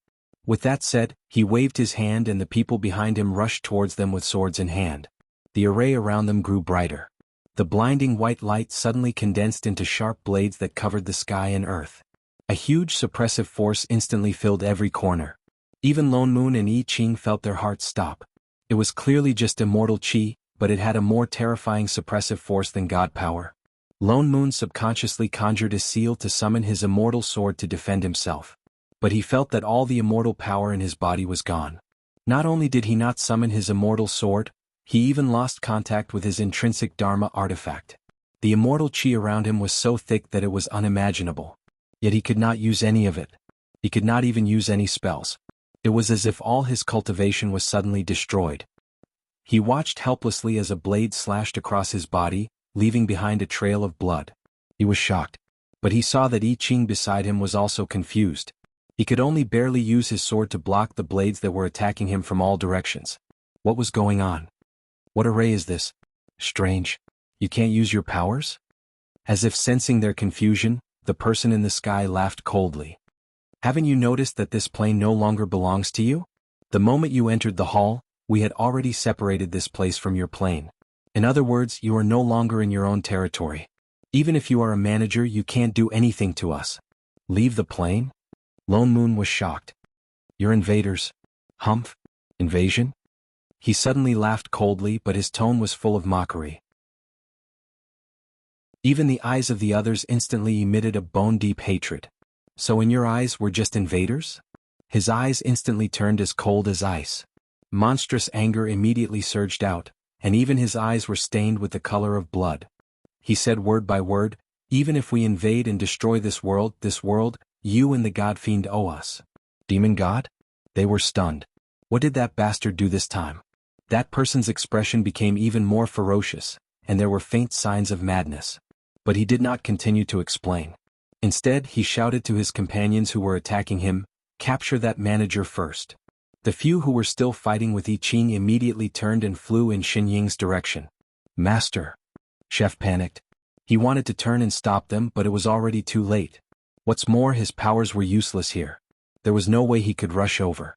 He could only watch as more than 10 figures flew behind him at lightning speed and grabbed Shining and Father Nyo, who was beside her. I Ching, Shining, meow meow meow. Lone Moon, son of AB***. In the next moment, Lone Moon had already been grabbed and brought to the side of the leader in the sky. A circle of spells directly lit up beside him, locking him in place. A purple light flashed between the hands of the person who spoke earlier. Immediately, a sharp blade burning with purple flames condensed. The flames were exactly the same as the one on the lamp just now. Since you're a manager, then die with the plane. With that said, he raised the sharp blade in his hand and chopped it down. Holy shit! Lone Moon's heart tightened. Subconsciously he shouted, Shining! Just as the purple flames were about to cut him, a hand suddenly reached out from the side and directly grabbed the purple sharp blade. The blade instantly stopped less than 4 fingers away from Lone Moon. It could not go any closer. A sigh came from the side. But he's not a manager. Shining, who suddenly appeared in the sky, tilted her head and said, I am. What? The person had not yet recovered from the shock of recognizing the wrong person. Xin Ying's hand that was holding the blade tightened. There was a crisp sound, and the blade condensed from purple flames instantly shattered. It turned into a fluorescent light and disappeared. That person was stunned. In the next moment he only felt his vision blur. The world spun and his whole body was in intense pain. Shining picked up the leader with one hand. Like playing badminton, she raised the person in her hand and knocked down the figures around them one by one. Not a single one was left. Suddenly there was a series of rumbling sounds in the hall. More than 10 figures fell like dumplings. Some smashed into the floor, some smashed into the walls, some smashed into the pillars. In an instant there were several artistic human-shaped holes in the entire hall. In less than half a minute the array formations in the hall all dimmed. The entire hall rumbled and collapsed completely. That's why reasoning and whatnot was really so troublesome. Shining sighed. Only then did she throw the racket in her hand. Apui. It was the leader who threw it down. Father Nyo, who was holding the racket, landed beside Chef. He grabbed the spell runes that trapped him and gently pulled them out of Lone Moon's body. So, this is a manager. The person who was thrown down struggled to raise his head. He looked at Shining with a very complicated expression. There seemed to be hatred and resentment, but also a trace of undetectable envy. He laughed coldly and said, The power of a manager comes from the plane they manage. I clearly already isolated you from that plane, but you still... Oh. Shining tilted her head and thought about it seriously before answering. I can only say that you know nothing about managers? The corner of Lone Moon's mouth twitched. It wasn't that he knew nothing about managers. It was that he knew nothing about this person who had cheats. He and Chef were clearly suppressed, but you weren't. I can't accept this. The person's eyes were filled with even more hatred. Hatred rushed out like a broken dam. A trace of determination flashed in his eyes. The craziness in his eyes intensified. Why can such a despicable plane find a manager? Why can a despicable person like Godfiend's plane be completely stable? Why do we have to be robbed of our original power and banished to the outside world? We can't accept this. If we must be destroyed, your plane should be destroyed too. He seemed to use the last of his strength to shout at the 3 people. The 3 of them were stunned. Before they could understand what he meant, there was a flash of purple light in his hand. A familiar purple box appeared. Wasn't this the box that Shining used to seal the purple gas in? Lone Moon subconsciously touched his side. It was indeed gone. When did he snatch it? His heart sank. What are you trying to do? But it was too late. There was a flash of purple light in the other party's hand. Immediately, the purple gas in the box surged out wildly and drilled straight into the ground.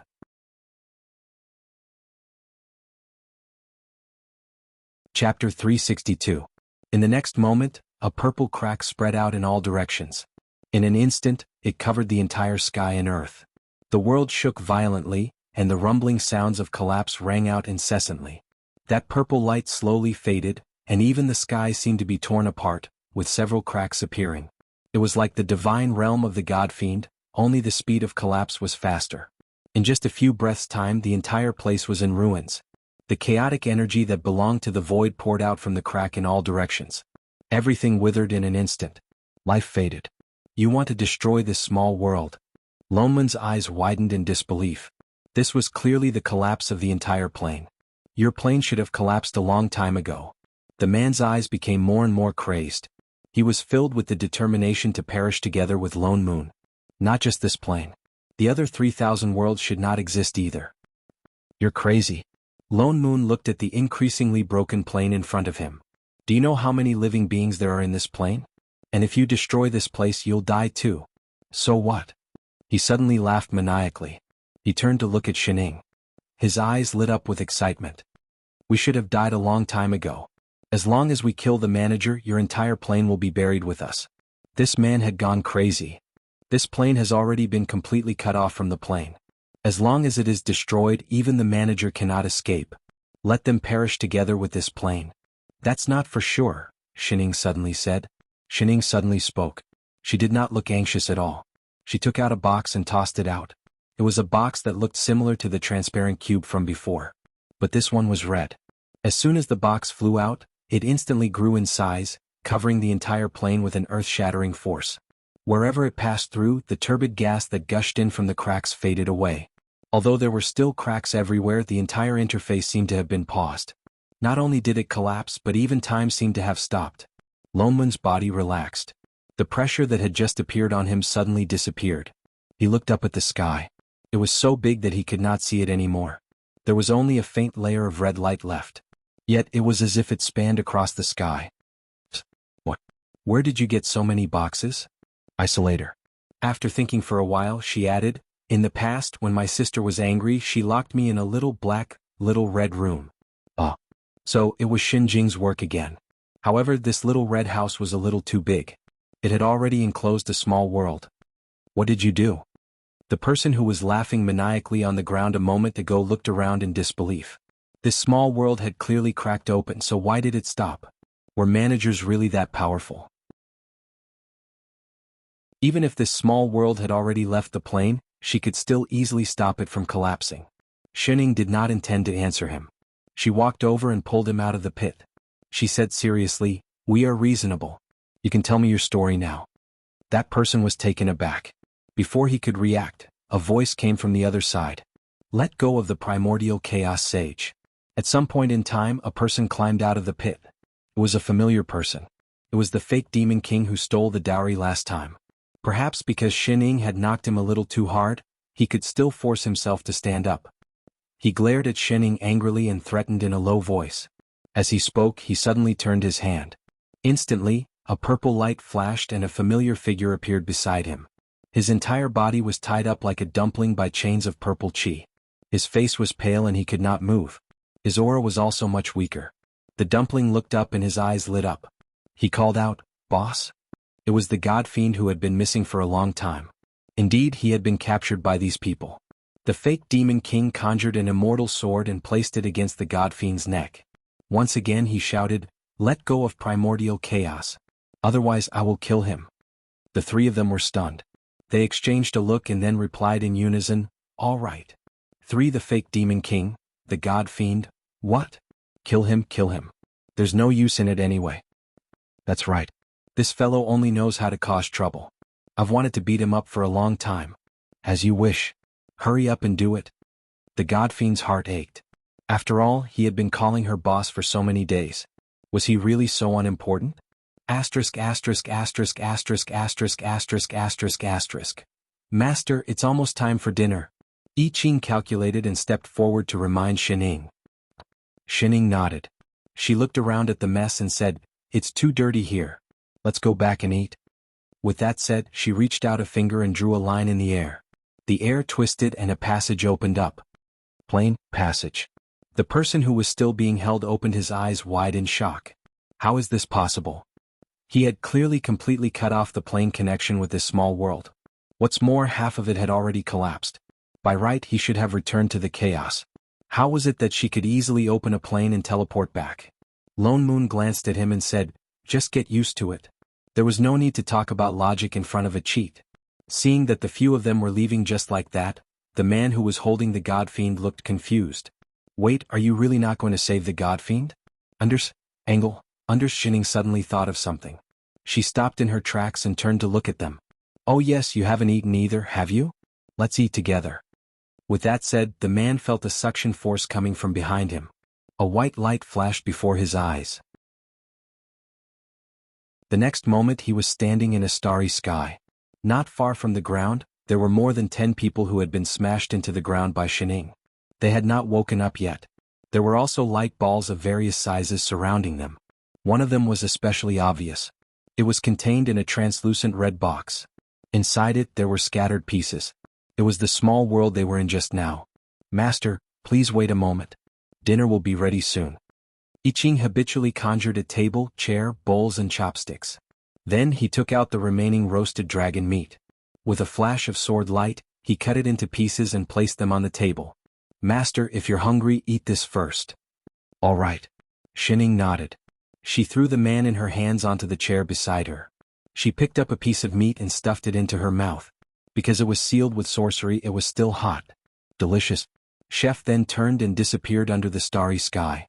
He headed toward the newly built grassy kitchen in the divine realm. Shining ate half a bowl of roasted meat before she thought of something. She glanced at the man beside her. "Do you want to eat?" Only by eating can one have the strength to reason. Hong Meng was stunned. For a moment he could not figure out what she meant. Why did she start to eat in the middle of a fight? But it was not convenient for him to ask. In addition, his injuries were too serious. He could only look at her without moving. Instead, the god fiend, who was still tied up, let out a pitiful cry. "Boss, have you forgotten about this baby?"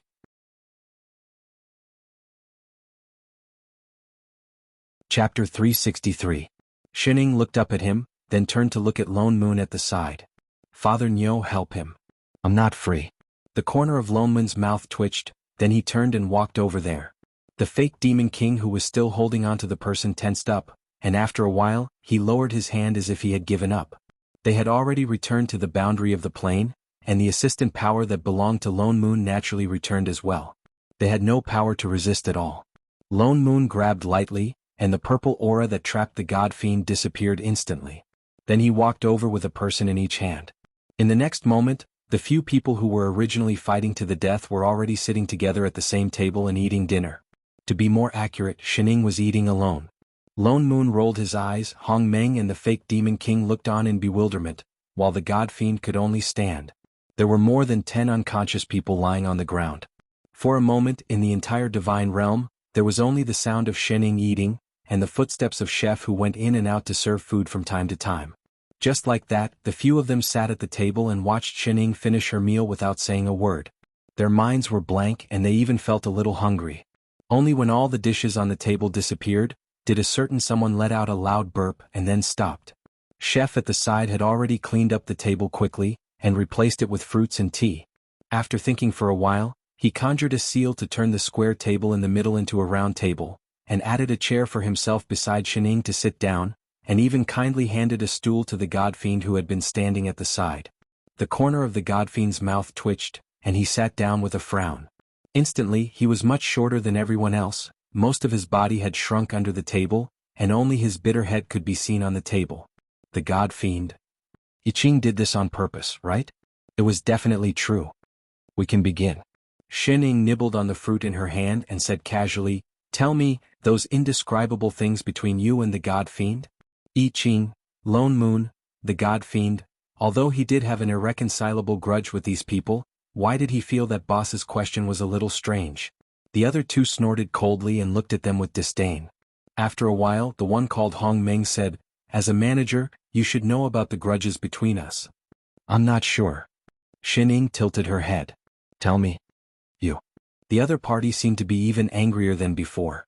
"If you want to kill us, just kill us. What are you trying to do with us with your gorilla attitude?" After he finished speaking, he glared at them as if his eyes were about to burst into flames. He took a few deep breaths before he managed to restrain himself. He turned his head and didn't say another word, as if it was beneath him to say another word. The corner of Shinying's mouth twitched. Were they going to enter the plot of, "I don't want to listen, I don't want to listen, I don't want to listen"? Whether you believe it or not, we've only just taken over this plane. Lone Moon, who was at the side, couldn't stand it anymore. He took the initiative to take over the conversation. "We really don't know much about your matters.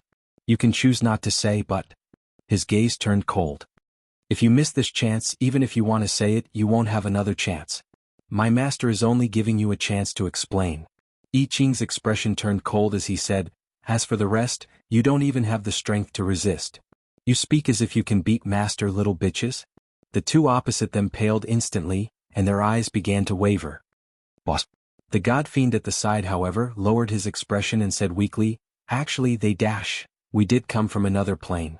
Before he finished speaking, Hong Meng seemed to have suddenly thought things through. His eyes were still filled with resentment, but he was much calmer than before. He glared at the god fiend who was almost hiding under the table. But, we did not invade this plane of our own accord. You god fiend invited us here. What? The three of them were shocked, but Hong Meng laughed coldly and closed his eyes. His entire person exuded an aura of vicissitudes and despair. He turned to look at Shining, his eyes filled with that kind of indecipherable emotion. After a long while he said everything in a low voice. And so they heard a story that was completely unexpected. These people indeed came from another plane, and it was an immortal spirit plane that was extremely similar to this world. Different from this plane, which only had 3 great ancient gods, there were 13 saints at the beginning of creation on their side, which were the dozen or so who besieged them previously. Similar to this world, there was also no manager over there. As time passed, the plane without a manager became weaker and weaker, showing signs of collapse. Just when they were completely at their wits' end and were wandering around the various planes looking for a scapegoat, Apui looking for a manager, when they came to their plane, they then found out that there was a place that shared the same fate as them. After that, both sides also interacted with each other. At that time, both worlds were on the brink of collapse. Relying on the power of one side alone, there was no way to stop the collapse of the plane. Both sides discussed and thought of a way to stay together. Both sides agreed to face the crisis of the plane together, gather the power of both planes, and stabilize the situation one by one. As the situation on the Godfiend's side was more serious, they decided to start from here. So the Godfiend who stayed behind opened the plane door and invited the few of them over. Together, everyone spent a lot of time to repair this plane and put in all their effort. They even thought of the idea of dividing the plane into 3,000 small worlds, to temporarily delay the total collapse of the plane. It was also from then on that this world had the 3 realms of heaven, earth and human. It also gave the living beings of this world the direction to cross the small worlds, which was the cultivation method later on. The reason why they had immortal chi on them, but it was obviously different from the immortal world, was because the original immortal cultivation method originated from them.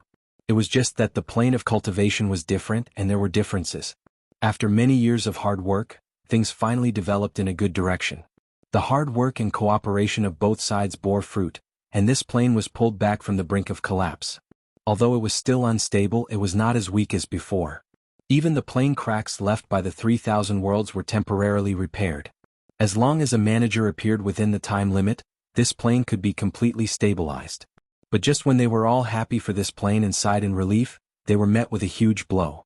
Their own plane had collapsed. Due to the fact that the plane was extremely fragile, to prevent accidents when they repaired this world, they did not frequently cross over to other planes. They did not even go back to check on the situation there. By the time they found out, it was already too late. Their original plane had completely turned into nothingness, and all the living beings were wiped out. After putting in so much effort to repair other planes, in the end, they received the grievous news that their own plane had completely disappeared. No one could accept that.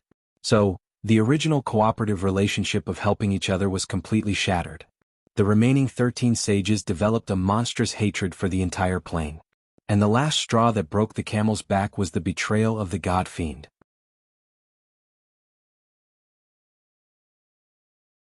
Chapter 364. Our biggest mistake was to trust you, you despicable person. Hong Meng's eyes were filled with that bone-deep hatred again. He glared at the God Fiend, who was almost hiding under the table. We did everything we could to help you. Your plane stabilized, but our world turned into nothingness. Yet he took the opportunity to steal our original purple chi and banished us to the outer realm. Shouldn't we take revenge for such a deep grudge? Every single word he spoke was filled with blood, and every single word he spoke carried a bellyful of rage and the grief and indignation of helplessness towards the collapse of his homeland. It was like his final lament. His whole body tensed up as if he was going to break in the next moment. Everyone at the table fell silent. Even Lone Moon, who had always been eloquent, did not know what to say. He had never thought that the truth would be like this. So this plane was actually built with their help. And because of this, It indirectly caused the collapse of the other party's world. No one would be able to accept such a thing. He suddenly understood why these people had looked at them with such complicated emotions. That hatred was probably not towards them, but towards the god fiend, this world, and even towards themselves for not discovering the problem with their plane in time. He had to say, with all this on their backs, it was already very strong that they did not go crazy. And what he did not expect was that the god fiend, the three of them turned to look at the person beside them. The god fiend's eyes darkened. He looked at Hong Meng, and after a while he opened his mouth and said, "Hong Meng, what happened back then was not like what you think. Ha, you're still quibbling." Hong Meng's eyes became even redder. Without a doubt, if Shining was not here, he would have rushed over and turned the god fiend into ashes. Who was it that stole our original purple chi? Who was it that banished us to the outer realm forever? And who was it that created the demonic world just to use demonic chi to lock us in there forever? The god fiend's eyes were filled with guilt. He seemed to want to say something, but he moved his mouth and finally did not speak. We only hate the unfairness of the great Tao. I can't believe that a despicable person like you could find a manager in this plane.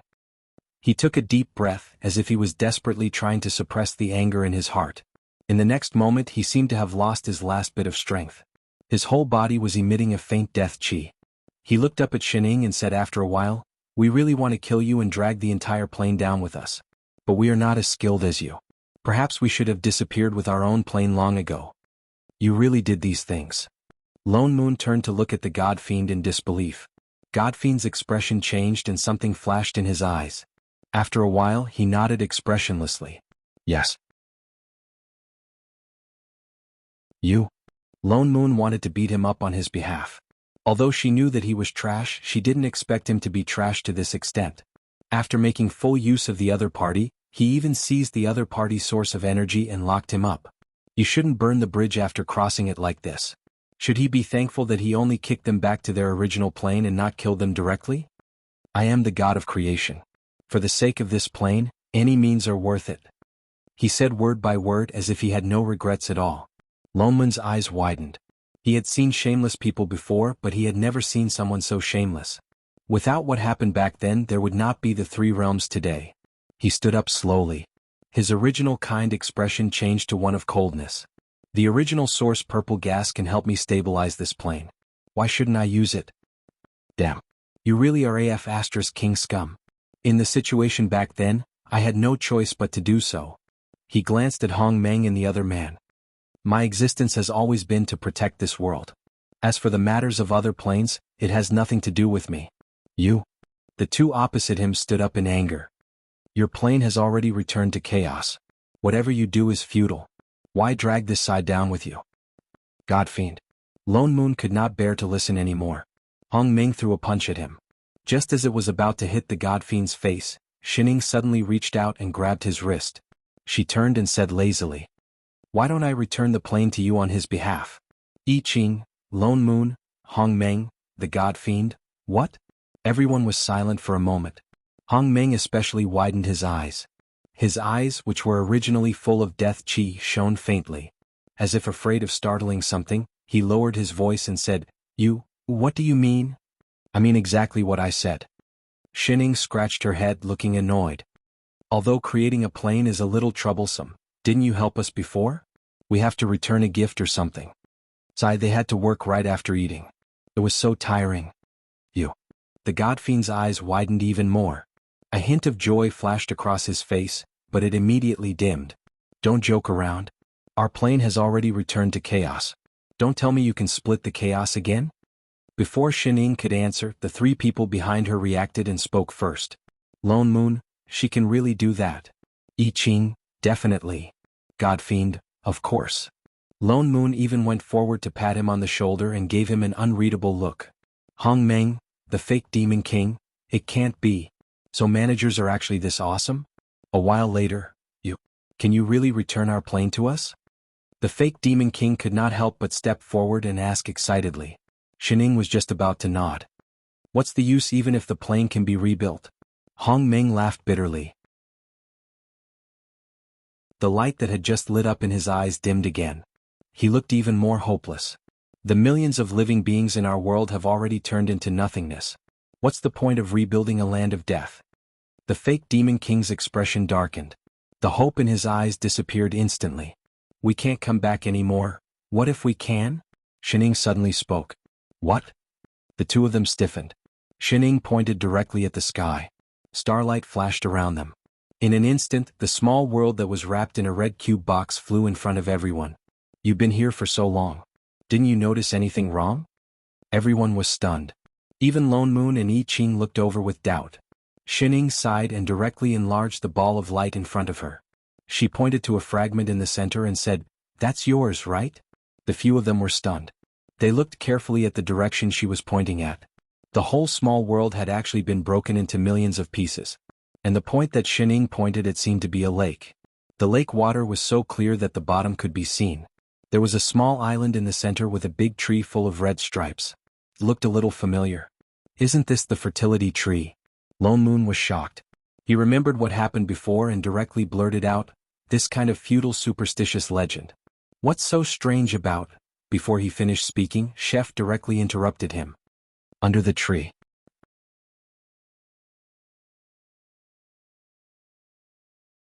Chapter 365. Lone Moon was stunned. He looked down and saw that under the tree he could faintly see a purple glow.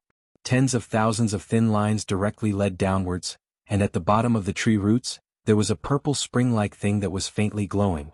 Original source purple chi. Meng Hong exclaimed. Why is our original source purple chi? No, that's not right. This is not original source purple chi. The original purple chi was the source of their power. It was formed at the beginning of their plane's birth. It was the purest power, but it was only a faint wisp of purple chi. But here there was a purple spring.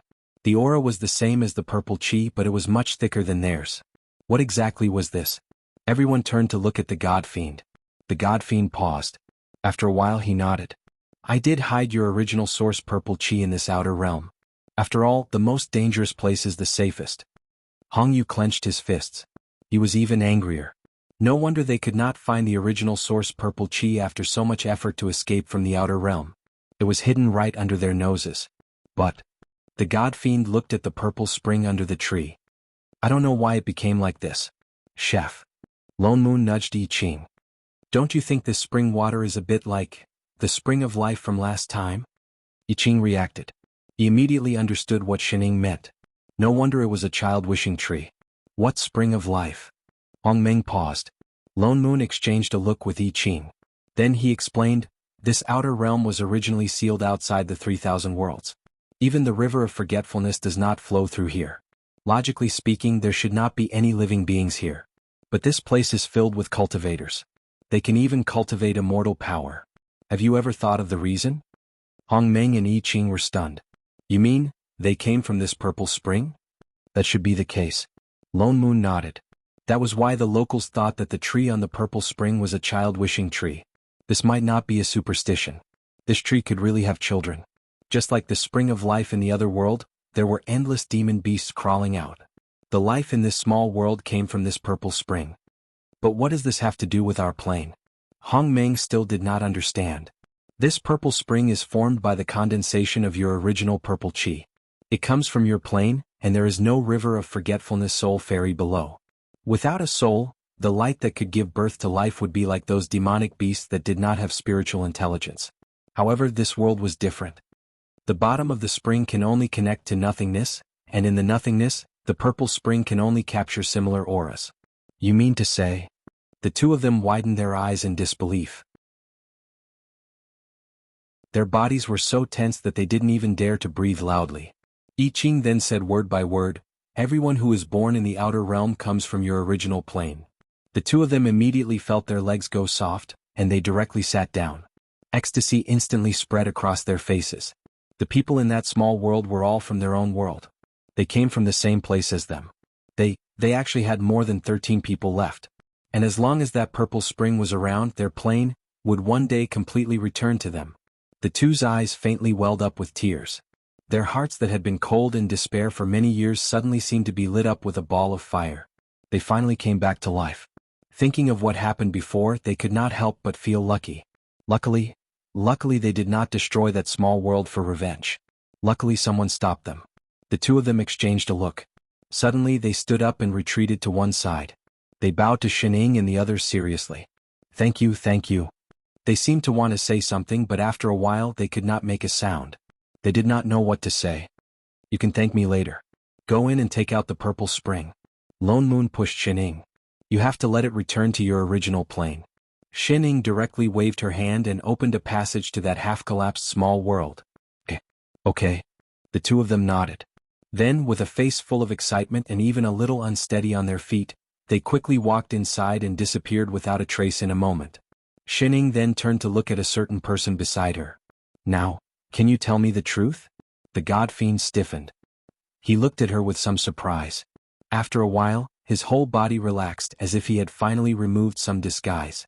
He bent down and smiled at her. You're indeed boss. I can't hide anything from you. What do you mean? Lone Moon was stunned.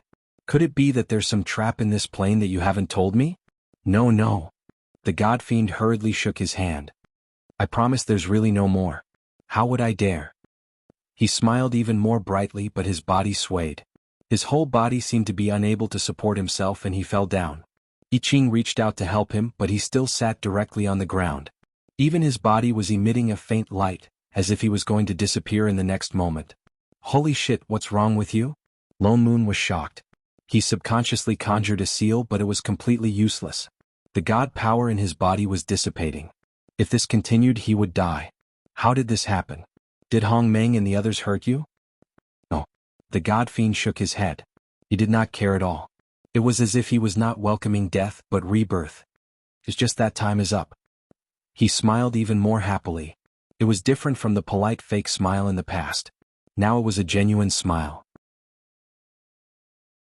I was going to leave long ago, but if I didn't solve their problem, I would always be a little worried. Fortunately, we have the best manager. Xinying's eyes darkened. She directly squatted down beside him and glanced at him. Why didn't you tell the truth? Why did you purposely make people hate you? I had no other way. He shook his head.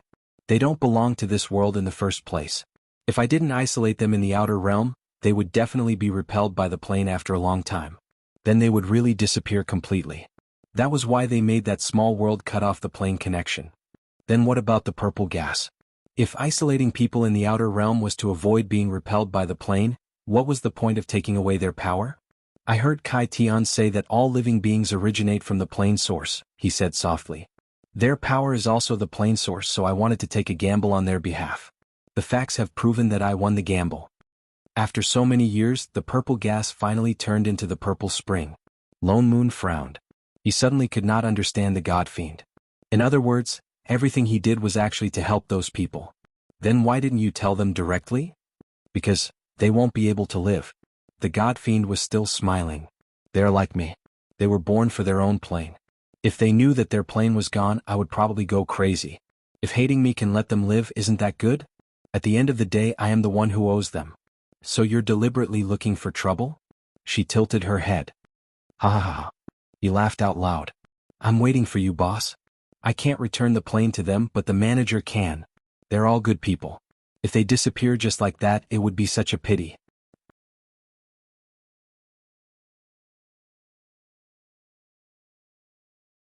Chapter 366. The three of them fell silent. They did not know what to say. As the ancient god of creation of this world, he had indeed done his best. Shen Jing had said before that they were the remnants of a turbid consciousness. One day they would disappear. And now it was time for him to disappear. Xining, is there no way for him to reload? Lone Moon could not help but ask. Xining did not speak. But the god fiend shook his head. There's no need. I'm just tired. It's time to rest. What other wishes do you have? Xining asked. He smiled. After a while he said, Boss, if possible, can you forgive Shorty? She's different from me. She's the spirit of the river of forgetfulness. As long as the river of forgetfulness exists, she will not disappear. I forced her to do what she did the last time. Out of the three of us, she's the only one left. If you ignore her, she'll be too lonely. All right. He smiled even more happily. The smile on his lips did not disappear. Thank you, boss. With that, his body completely disappeared in front of the three of them. He turned into thousands of sparkles and scattered. They were like the light spots of the 3,000 worlds around them. Xinying's eyes darkened. She could not help but reach out her hand. Immediately, the surrounding light spots gathered in her palm. In a short while, they formed a ball of light and landed on her hand. The next moment, the air twisted. Mengpa suddenly appeared in the divine realm. She had rushed over and was still panting. As if she had already sensed something, she looked at the three of them in a daze. Sect Master, Shining handed the ball of light over. Send him on his last journey. Mengpa was stunned. She looked at the soul in Xinying's hand. After a while, she received it with trembling hands. She held it carefully with both hands. After a while, she said, "All right." Although she knew that this day would come sooner or later, she did not expect it to be so soon. Among the three of them, he was the one who wanted to find a manager the most. She turned and was about to return to the underworld when Shining suddenly said, "Oh yes, after sending him off, go back to Invincible's sect. Roasted chicken gal misses you." She stiffened. Her eyes were faintly wet. After a while she nodded. Yes. Then she disappeared from the divine realm. The three of them looked in the direction that Shorty disappeared in. Shining. Only then did Lone Moon ask, "That soul is?" The three ancient gods were remnants of turbid consciousnesses.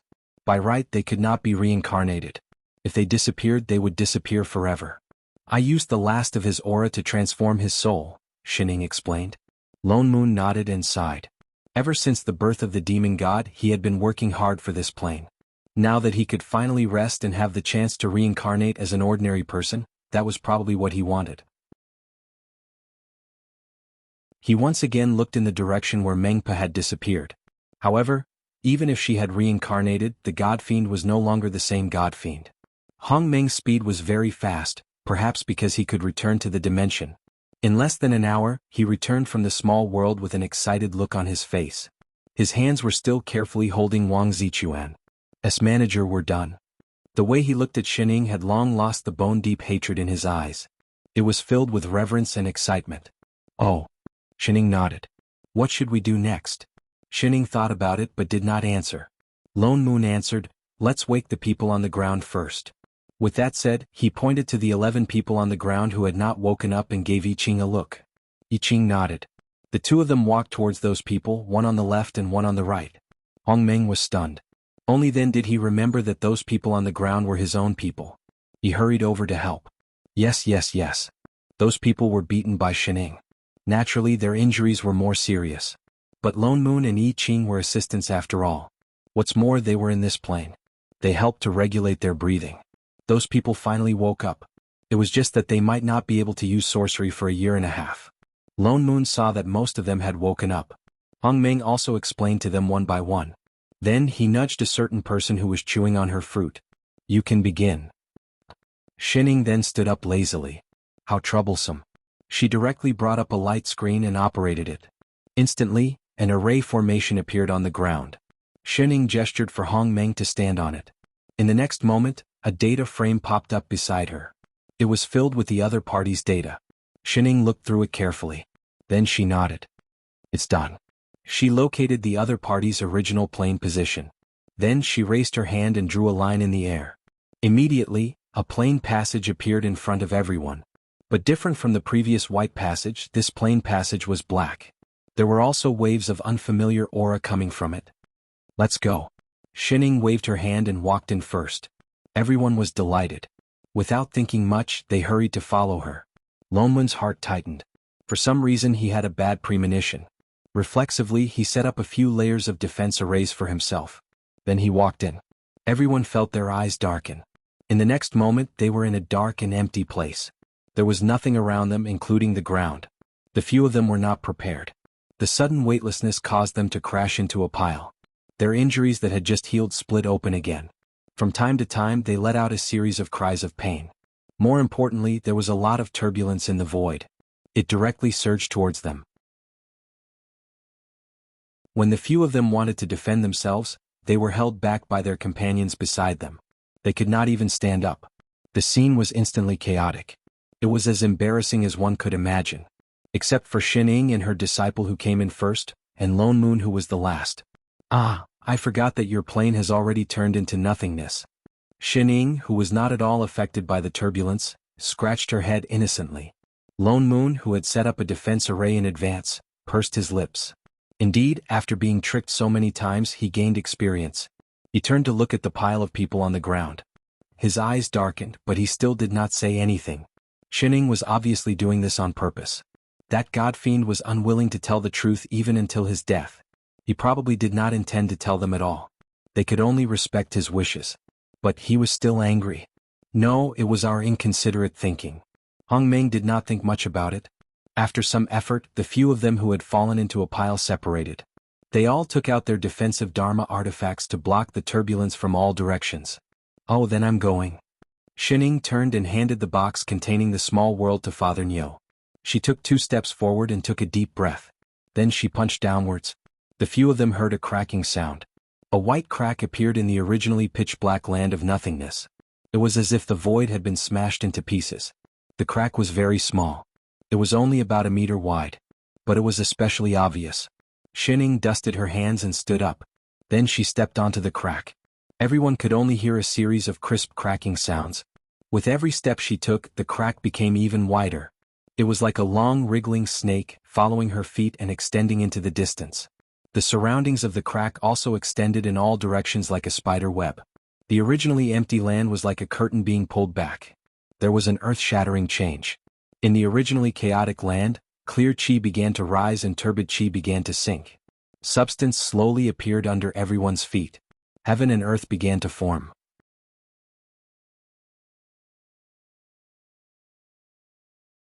Chapter 367. Everyone fell silent, looking at this unbelievable scene in front of them. Even Lone Moon and I Ching were stunned. Although they already knew that Shining was a cheat, they were still shocked to see her actually splitting open the void and splitting open the sky and earth. This was different from splitting open a small world, this was an entire plane. He suddenly recalled that when Xinjing objected to her taking over the plane, she said that she completely had the ability to open a new plane. Now it seemed that it was indeed true. Was this the manager who surpassed the existence of the plane? For a moment, everyone was immersed in boundless shock. Until, so hungry. Shining suddenly stopped and turned to look at the few people behind her. Father Nyo, why don't I have a midnight snack first? Get lost. The corner of Loneman's mouth twitched. Instantly his excited and shocked expression burst like a bubble. You freaking just walked 50 meters. I Ching, Hong Meng, everyone, she was indeed that foodie.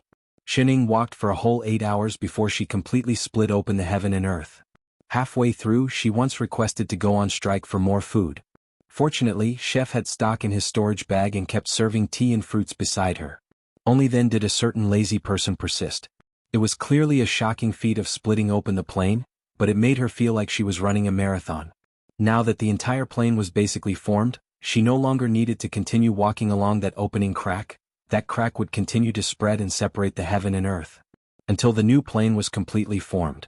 She also completely merged that broken small world with this plane. After all, the living beings in that small world originally belonged to this plane. As for that purple spring, Hong Meng also chose to let it merge into the plane. In this way, the living beings of the plane could reproduce and live no matter where they were. One day, the living beings of the plane that were originally swallowed by the void could all return here. Hong Meng looked at the reborn plane in front of her, full of excitement. After returning here, the feeling of being pulled in her body completely disappeared. Her heart that had always been wandering suddenly had a sense of belonging. Even if there was nothing here now, just a bare world, but this was their home. Thank you. Hong Meng's eyes were filled with tears. He turned toward Shining and bowed down. Thank you, manager of the alternate world. The others followed suit and knelt down, their eyes filled with the same excitement. Oh. Shining waved her hand. It's nothing. You should be thanking me. Everyone, he really wasn't polite at all. Straight face, Lone Moon coughed and stepped forward. Your plane has just been reborn. Apart from a barren land, there is nothing else. They were immortals, but the immortal chi of this world had yet to be born. If you want to restore the plane to its former state, you'll have to rely on yourselves. We won't interfere. Yes, we know. Hong Meng nodded excitedly. Never in their wildest dreams did they imagine that they could return to this place. This was already very good. Also, the world of the outer realm has already merged with this plane. Lone Moon frowned and continued to explain, although they originally belonged to this plane, they were after all too deeply affected by the previous invaders. What's more, the plane has changed and the immortal chi has suddenly disappeared. They will probably cause some trouble. You have to be prepared. Hong Meng's expression darkened. He nodded. Those people had always lived in the outer realm and did not know that the plane had changed. Thank you for the reminder, fellow Taoist Lone Moon. We'll remember it. Lone Moon turned to look at the barren surroundings. After all, this was their plane. Helping them rebuild it was considered repaying their previous favor. It was not convenient for them to interfere with other matters. Now that we've returned the plane to you, we'll go back first. Hong Meng was stunned. The corner of his mouth moved. He exchanged a look with the others as if he did not know what to say. His eyes were no longer as gloomy as before. Other than sincere gratitude towards them, his eyes were filled with anticipation for the new plane. It was so bright that it was dazzling. Finally, the few of them bowed deeply towards them again. Thank you, the three of you, for the grace of rebirth. Lone Moon sighed. He did not stay any longer and directly returned to Invincible Sect with Shen Ying and Chef. When they arrived, they realized that the sky was already bright. They had been very busy these few days. Shen Ying directly fell asleep on the bed. The sound of her snoring could even be heard outside the house. Chef was afraid that they would disturb and wake Shen Ying up. He directly meditated outside the house. Thinking of a certain someone's bad temper when she woke up, Lone Moon did not try to persuade her. He directly turned to find Yu Hong. Previously it was about Little Black. Now it was about the plane. They had been busy non-stop. Now they finally had time to re-understand the situation of Invincible Sect. After all, they had left for 3,000 years. In addition, it was Lan Hua, that child of wealth, who was in charge. It was time to check the accounts. He turned and flew in the direction of the main hall. He vaguely felt as if he had forgotten something but could not recall it at the moment. Forget it, it was not important. At this time in the divine realm, a certain radish finally woke up, looking at the empty starry sky. Mother****. Ever since Hong Meng and the others left, the entire plane had completely stabilized. The plane alarm had not sounded for a long time.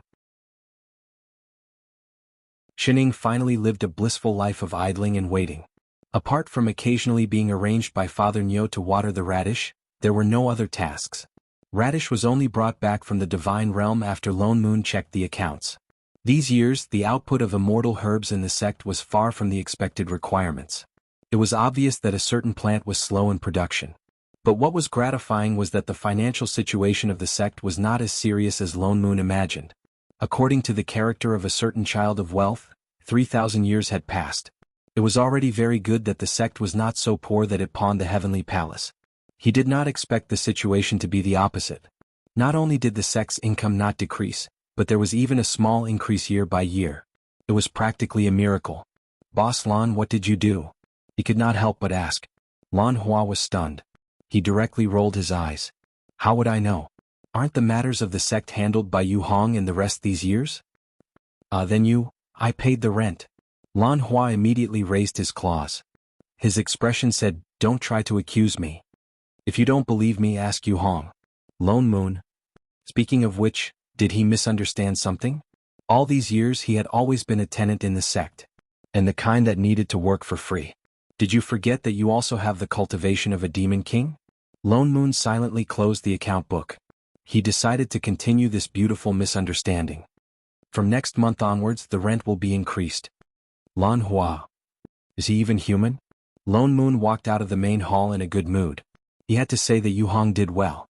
His teaching for so many years was not in vain. Although none of the disciples in the sect had become sword cultivators. But they could be considered to have received all his teachings. For all, he decided to give Yu Hong a big red packet. After all, she was going to marry Little Black soon. The gift money must not be small.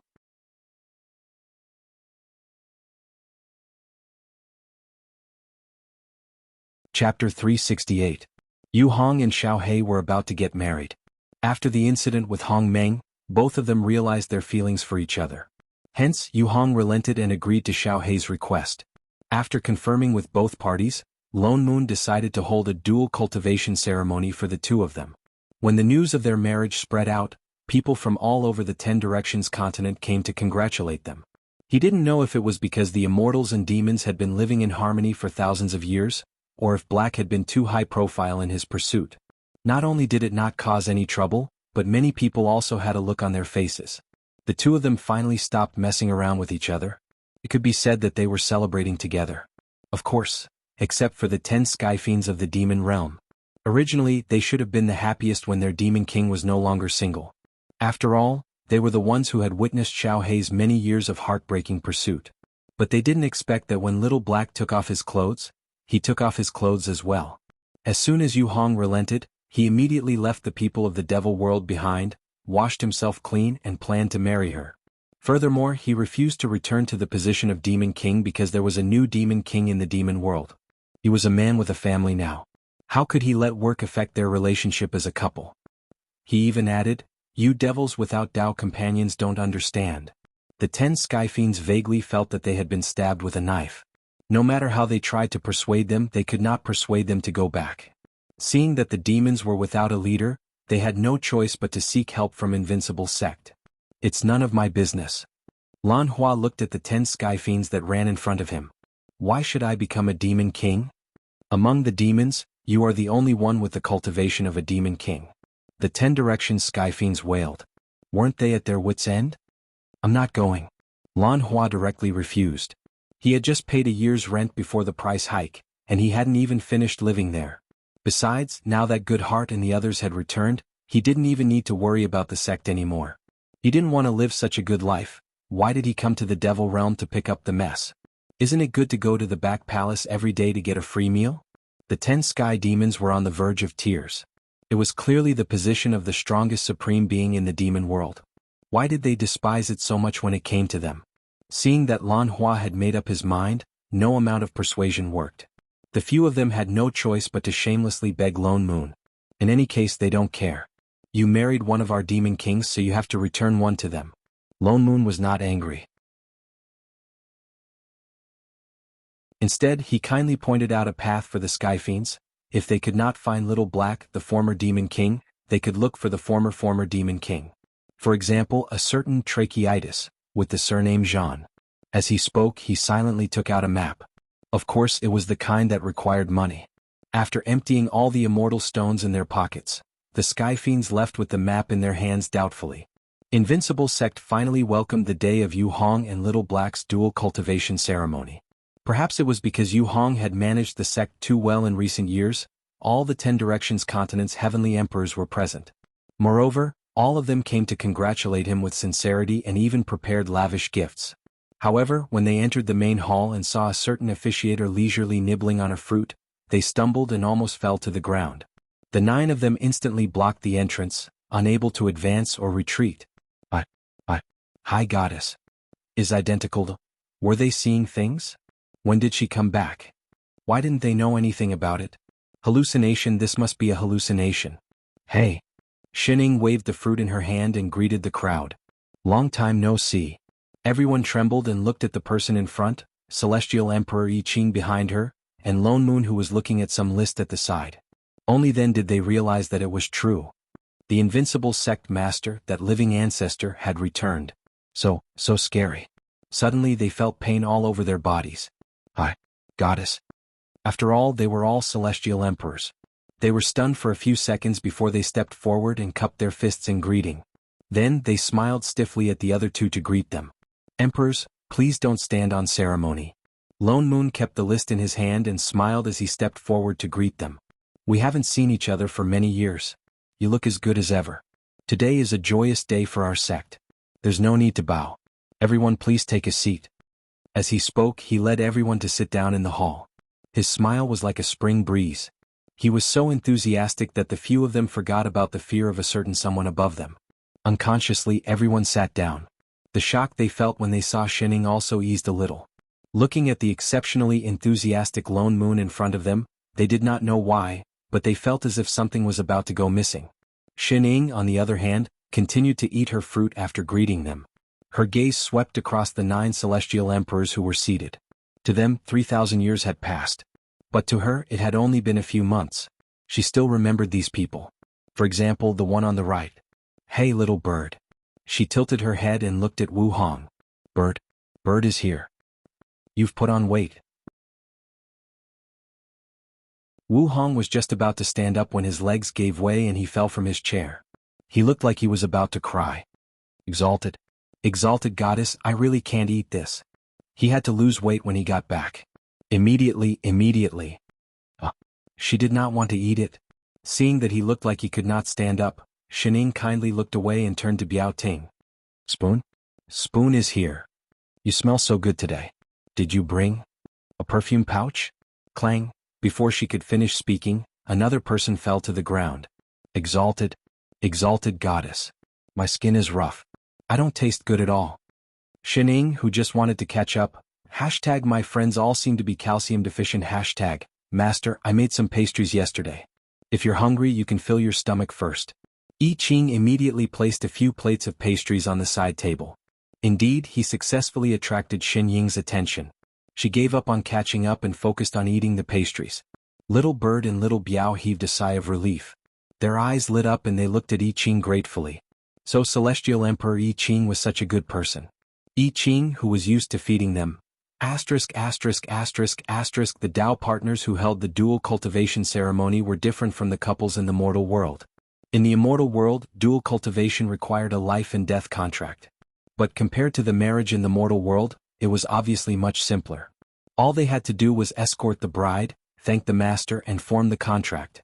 Because Little Black was going to marry into the Celestial Emperor, Yu Hong went to the demon world early in the morning to escort the bride.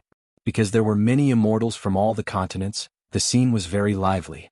Shining and the others did not wait long in the main hall. In less than 2 plates of pastries, Little Black and Yu Hong came in. The two did not dress as complicated as they did on television. They were just dressed in red Dharma robes. They bowed to Shining and called her sect master. From now on, Little Black was a member of Invincible Sect. Next, they just had to go to the deed signing stage together and form the life and death contract. The deed signing stage was set up by the disciples of the sect a few days ago. As the eldest senior sister, Yu Hong was naturally loved and respected by all the disciples. The deed signing stage was very beautiful. It was surrounded by layers of fresh flowers. They were all rare immortal herbs. In the middle of the flowers, there were a few particularly eye-catching dandelions. One look and they knew who did it. But when the people of Invincible Sect saw it, their mouths twitched. Go. Lone Moon stepped aside and looked at the deed signing stage in front. The two of them nodded and flew up. They looked at each other and smiled at each other. Under everyone's witness, they clasped their hands and began to form a seal. The deed signing array under their feet lit up. Flowers rained down from the sky. A red contract seal appeared on their clasped hands. The contract seal was divided into 2 halves. Together they formed a heart lotus. They wanted to be of one heart forever, to live and die together. The seal on their palms became more and more complete. When the last stroke was completed, the contract seal was complete. Little Black was excited. He did not want to let go of Yu Hong's hand. Madam? He was about to say something when he felt the ground beneath him shake.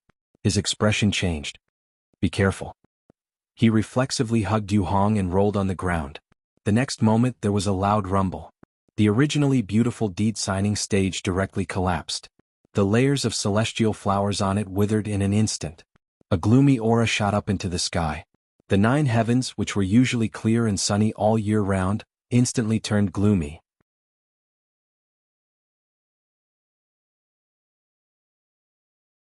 Chapter 369. Everyone stared blankly at the dark aura that didn't dissipate. They were a little dazed. That aura didn't seem like demonic chi, nor did it seem like yin chi. It clearly looked gray, but it carried a dry heat, causing the surrounding air to feel like it was burning. Even the dense immortal chi showed signs of being pushed back. What is this? Grievous energy. Lone Moon's expression darkened. He took a step forward. Only grievous energy could have such a contradictory aura. But grievous energy had always appeared in the souls of the underworld. Why would it suddenly appear in the immortal world? Just as he was thinking about it, the soaring grievous energy suddenly condensed into a ball. It turned and flew down at an extremely fast speed. Everywhere it passed, flowers withered and palaces were destroyed. It rushed straight in the direction of the main hall where Shining was. Master. I Ching was shocked. He immediately summoned an immortal sword and was about to attack. Shining was 1 step ahead of him. She reached out and grabbed that ball of gray chi. Instantly they heard a shrill scream. It was extremely sharp and piercing with a hint of madness. That ball of chi began to writhe in Xin Ying's hand, but it could not break free. So the scream became even more piercing. Even the celestial emperors could not help but take a few steps back. Their expressions darkened. This sound seemed to be able to attack primordial spirits. Shining tilted her head and looked at Chef beside her. She asked seriously, "Can it be eaten?" I Ching stiffened and shook his head hard. "No." "Oh." Disappointment. I Ching hurriedly conjured a seal. Immediately, a seal flew out and formed a golden chain that locked that ball of qi in it. Shining then released her hand. But even so, the grievous energy did not stop. It kept attacking the surrounding seal. Shining Chef. Lone Moon flew over and glanced at them. Seeing that they were fine, he heaved a sigh of relief. He turned to look at that ball of aura. It really was grievous energy. It was so thick. What did it suffer when it was alive? It actually broke through the realm gate and came to the immortal world. He subconsciously released his divine perception and was shocked. There's a soul in this grievous energy. With so much grievous energy, it was a miracle that his soul was not devoured. He frowned again and glanced at Chef. Bring him back first. Then he turned his head to look at the gloomy sky. He raised his hand and performed a wind spell, blowing away the hot air in the surroundings. Only then did the heavenly palace regain its clarity. Fortunately, Blackie and Yu Hong had already completed the deed. He was about to turn around and invite the immortals back to the main hall. "Everyone, Sect Master?" Before he could finish, Siyu suddenly exclaimed, "Senior Sister Yu Hong and the others have disappeared." "What?" Lone Moon was shocked. He turned to look at the deed signing stage, only to see that it was indeed empty. Little Black and Yu Hong were gone. Invincible Sect, Rear Hall. "I've searched the entire heavenly palace, but I couldn't find any trace of Little Black and Yu Hong." Lone Moon turned to look at Chef beside him. "The Devil Palace doesn't have it either." I Ching shook his head. Both of their expressions darkened. Yu Hong and Little Black seemed to have disappeared into thin air. There was no aura left at all. Lone Moon frowned and looked at the ball of grievous energy floating in the air. "Shining, you've been staring at it for so long. Did you find anything?" Shining paused in the act of biting a fruit. She tilted her head and said, It's a little hot." "Hot? You've been here for so long and you've only taken its temperature? Forget it. It looks like we can only ask this ball of grievous energy if we want to know where the two of them are." As he spoke, he conjured a seal and set up a defensive array around them. "Chef, open its seal." I Ching nodded. With a turn of his hand, the golden talisman surrounding the ball of grievous energy disappeared. The ball of grievous energy immediately expanded and spread in all directions. A humanoid figure appeared in the middle of it. The other party's soul was indeed there. "Who exactly are you?" Lone Moon asked in a low voice. The grievous energy did not answer. Instead, it let out a shrill cry that pierced the ears. It even rushed towards the two of them in a frenzy. However, it was blocked by the immortal qi around them and could not advance an inch. The grievous energy on its body is too strong. Its consciousness has already been devoured, I Ching said. Even if there's still a soul inside, it won't understand what you're asking.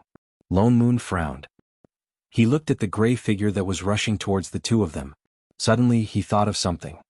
He turned to I Ching and said, "Chef, go to Qingyu and find little Shorty." I Ching was stunned. Immediately he understood what he meant. He turned and flew to the right. In a short while he returned with little Shorty. She was Meng Pe, who was in charge of the River of Forgetfulness. She knew the most about souls. "Little Shorty, do you have a way to get rid of this grievous energy and let this soul regain its consciousness?" Lone Moon pointed at the ball of grievous energy. "Yes, I do." Little Shorty nodded. However, the grievous energy was born from his soul. Even if it disappears temporarily, as long as the grievous energy is not dispelled, it will still be born. "I understand that. Finding Little Black and Yu Hong was more important. Get rid of it first." "All right." She nodded and took a step forward. She reached out and grabbed the ball of grievous energy. In an instant, a gentle golden light appeared in her hand. The moment the light appeared, the grievous energy around the gray figure dissipated like snow. Not long after, the resentment in the surroundings disappeared completely, and a figure appeared in the center. It was a person wearing a green robe, and he looked to be less than 20 years old. He had a delicate face and he had a scholarly air about him. He did not look aggressive at all. The man opened his eyes. They still looked a little lost. His gaze shifted to little Shorty, who was still glowing with golden light in her hand. Instantly his face paled. His eyes bulged and he screamed, "Ghost!" He let out a cry of fear and with lightning speed, he ducked under the table and shivered, leaving only half of his buttocks outside. I Ching, Lone Moon, Meng Pa, what a lunatic. Who's the ghost here? Is he here to be funny? Even Xin Ying, who was munching on her fruit, was knocked by the ghost that had suddenly crawled under her table. The fruit in her hand fell to the ground with a grunt. She frowned and bent down to pick up the ball from under the table. She tossed it onto the table and picked up the fruit on the ground. The male ghost paused. He looked at the person in front of him, who was wiping the fruit off her body and was about to take a bite. Miss. Only then did he realize that ghosts did not need to eat. So, you're not a ghost? Of course we're not. Lone Moon frowned. He snatched the fruit from Xin Ying's hand and glared at her. Change another one. She did not even know how to wash it. How lazy was she? She threw the fruit back to I Ching and continued to look at the male ghost. You're the ghost. What? That's impossible. Clearly. The ghost was shocked. He subconsciously looked down at his own body. In the next moment he let out an even louder scream. He seemed to have received a huge shock. His eyes rolled back and his body swayed a few times. He looked like he was going to faint the next moment. He was a soul after all. There was no way he could faint. He could only scream as he floated around the rear hall like a spinning top. Fine, he's still a coward.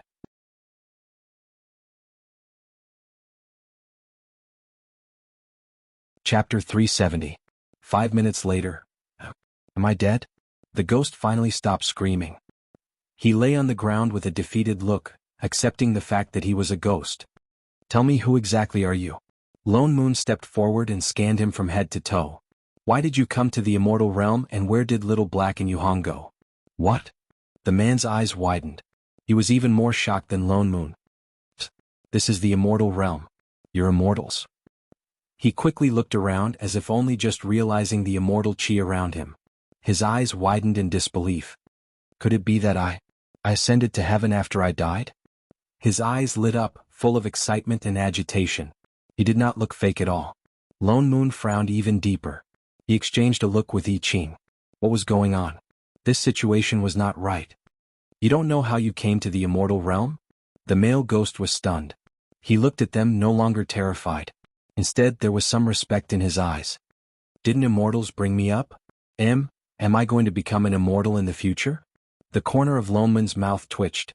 He had a lot to think about. Then why do you have so much resentment in your body? Resentment? He looked confused, as if he did not know what Lone Moon was talking about.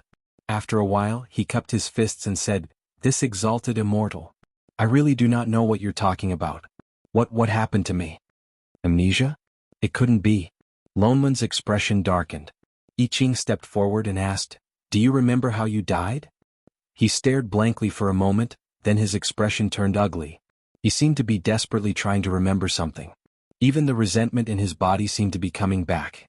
After a while he murmured, I don't know. Am I really dead? What was going on? Was he really a ghost with amnesia? But where did the resentment come from? What else do you remember? The man scratched his head. After a while he said in a low voice, I only remember, my name is Song Ren. I'm from Qinghe province. I've been studying hard for 10 years. I'm preparing to enter the capital next year to take the exam. You're not a cultivator. What's a cultivator? He looked confused. He really was a scholar. Well, looks like I won't be able to get anything out of him. However, he was just a mortal who had never cultivated before. How could he have such overwhelming resentment? He even crossed the realm gate directly to the immortal world. Most importantly, this ghost didn't even know how he died. How were they supposed to find out where Yu Hong and the others were? Sect Master Elders. Just as they were thinking about this, Siyu suddenly rushed in, looking anxious. What's wrong? Asked Lone Moon. Yesterday, Elder, you asked me to guard the deed-signing platform. Today there really was an accident. She frowned as if she didn't know how to explain. There. Elder, you'll know once you follow me there. Lone Moon and I Ching exchanged a look. Pointing at the male ghost, he said, Shorty, look after this ghost. We'll be back soon.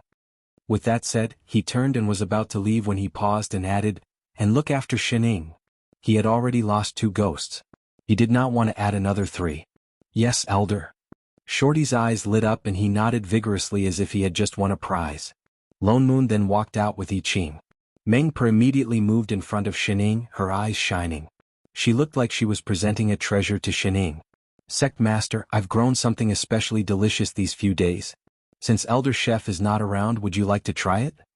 As she spoke, she turned and took out a watermelon-sized sweet potato from her storage bag. Shining, could he fire her again? The deed signing platform was not far from the rear hall. Lone Moon and I Ching arrived in no time. The grievous chi that filled the sky earlier had now completely dissipated. All that was left in the air was a messy platform. But now there was another accident. Where the deed signing platform used to be, immortal chi was surging. Large amounts of immortal chi were gathering there, spiraling towards the center. It looked like it was about to solidify. Immortal Ascension Platform? Lone Moon paused, then immediately denied his own guess. No, that's not right. The Immortal Ascension Platform only appeared when cultivators from the lower realm ascended to the upper realm. And its location was random. It could appear anywhere in the 10 continents, but it would never appear in the Heavenly Palace. The immortal chi here was too thick. It would affect the formation of the Immortal Ascension Platform. He took a closer look, then turned to I Ching and said, Chef, don't you think that the direction in which the immortal chi is moving?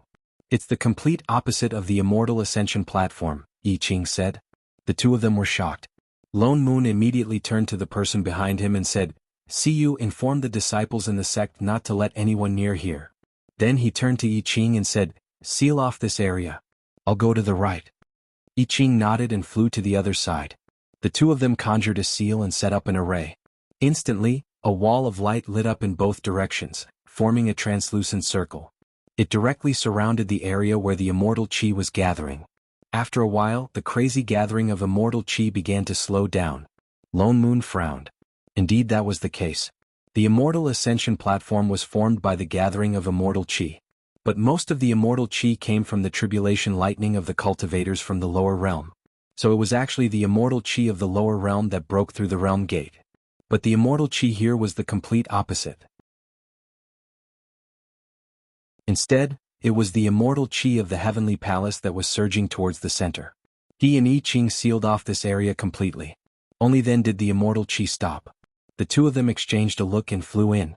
The strange thing was that the immortal chi inside was exceptionally thin. Moreover, it seemed to be decreasing. The two of them followed the direction in which the immortal chi was flowing.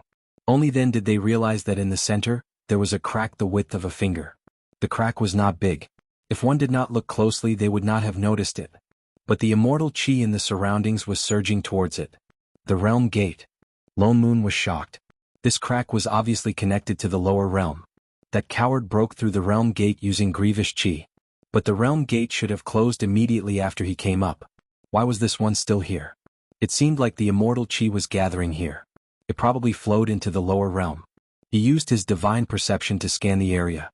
Indeed, there was a trace of burning grievous chi in the crack. No wonder the realm gate had not closed. Luckily he and Chef had sealed it. Otherwise, all the immortal chi in the Heavenly Palace would have been sucked in. It seemed like Little Black and Yu Hong had fallen into the lower realm. Chef, can you sense which small world this crack leads to? I Ching sensed it and shook his head. No. Too much immortal chi went in just now. This realm gate is already unstable. I can't be sure at all. Lone Moon's expression darkened. He waved his hand and conjured a seal, dispersing the grievous chi in the crack. Indeed, in the next moment the small realm gate closed automatically. Let's go. Let's go back and find Shining. They could not tell, but how could they not find out about the cheat? You're tuning in to the Han Lee's Wuxia Chronicles YouTube channel. We're so grateful for your support, and don't forget to subscribe to join us on this incredible journey through captivating stories. Your generosity through donations truly makes a world of difference, as it's the primary source of revenue that allows me to expand and enhance this channel for you. Thank you from the bottom of my heart for being a part of this adventure.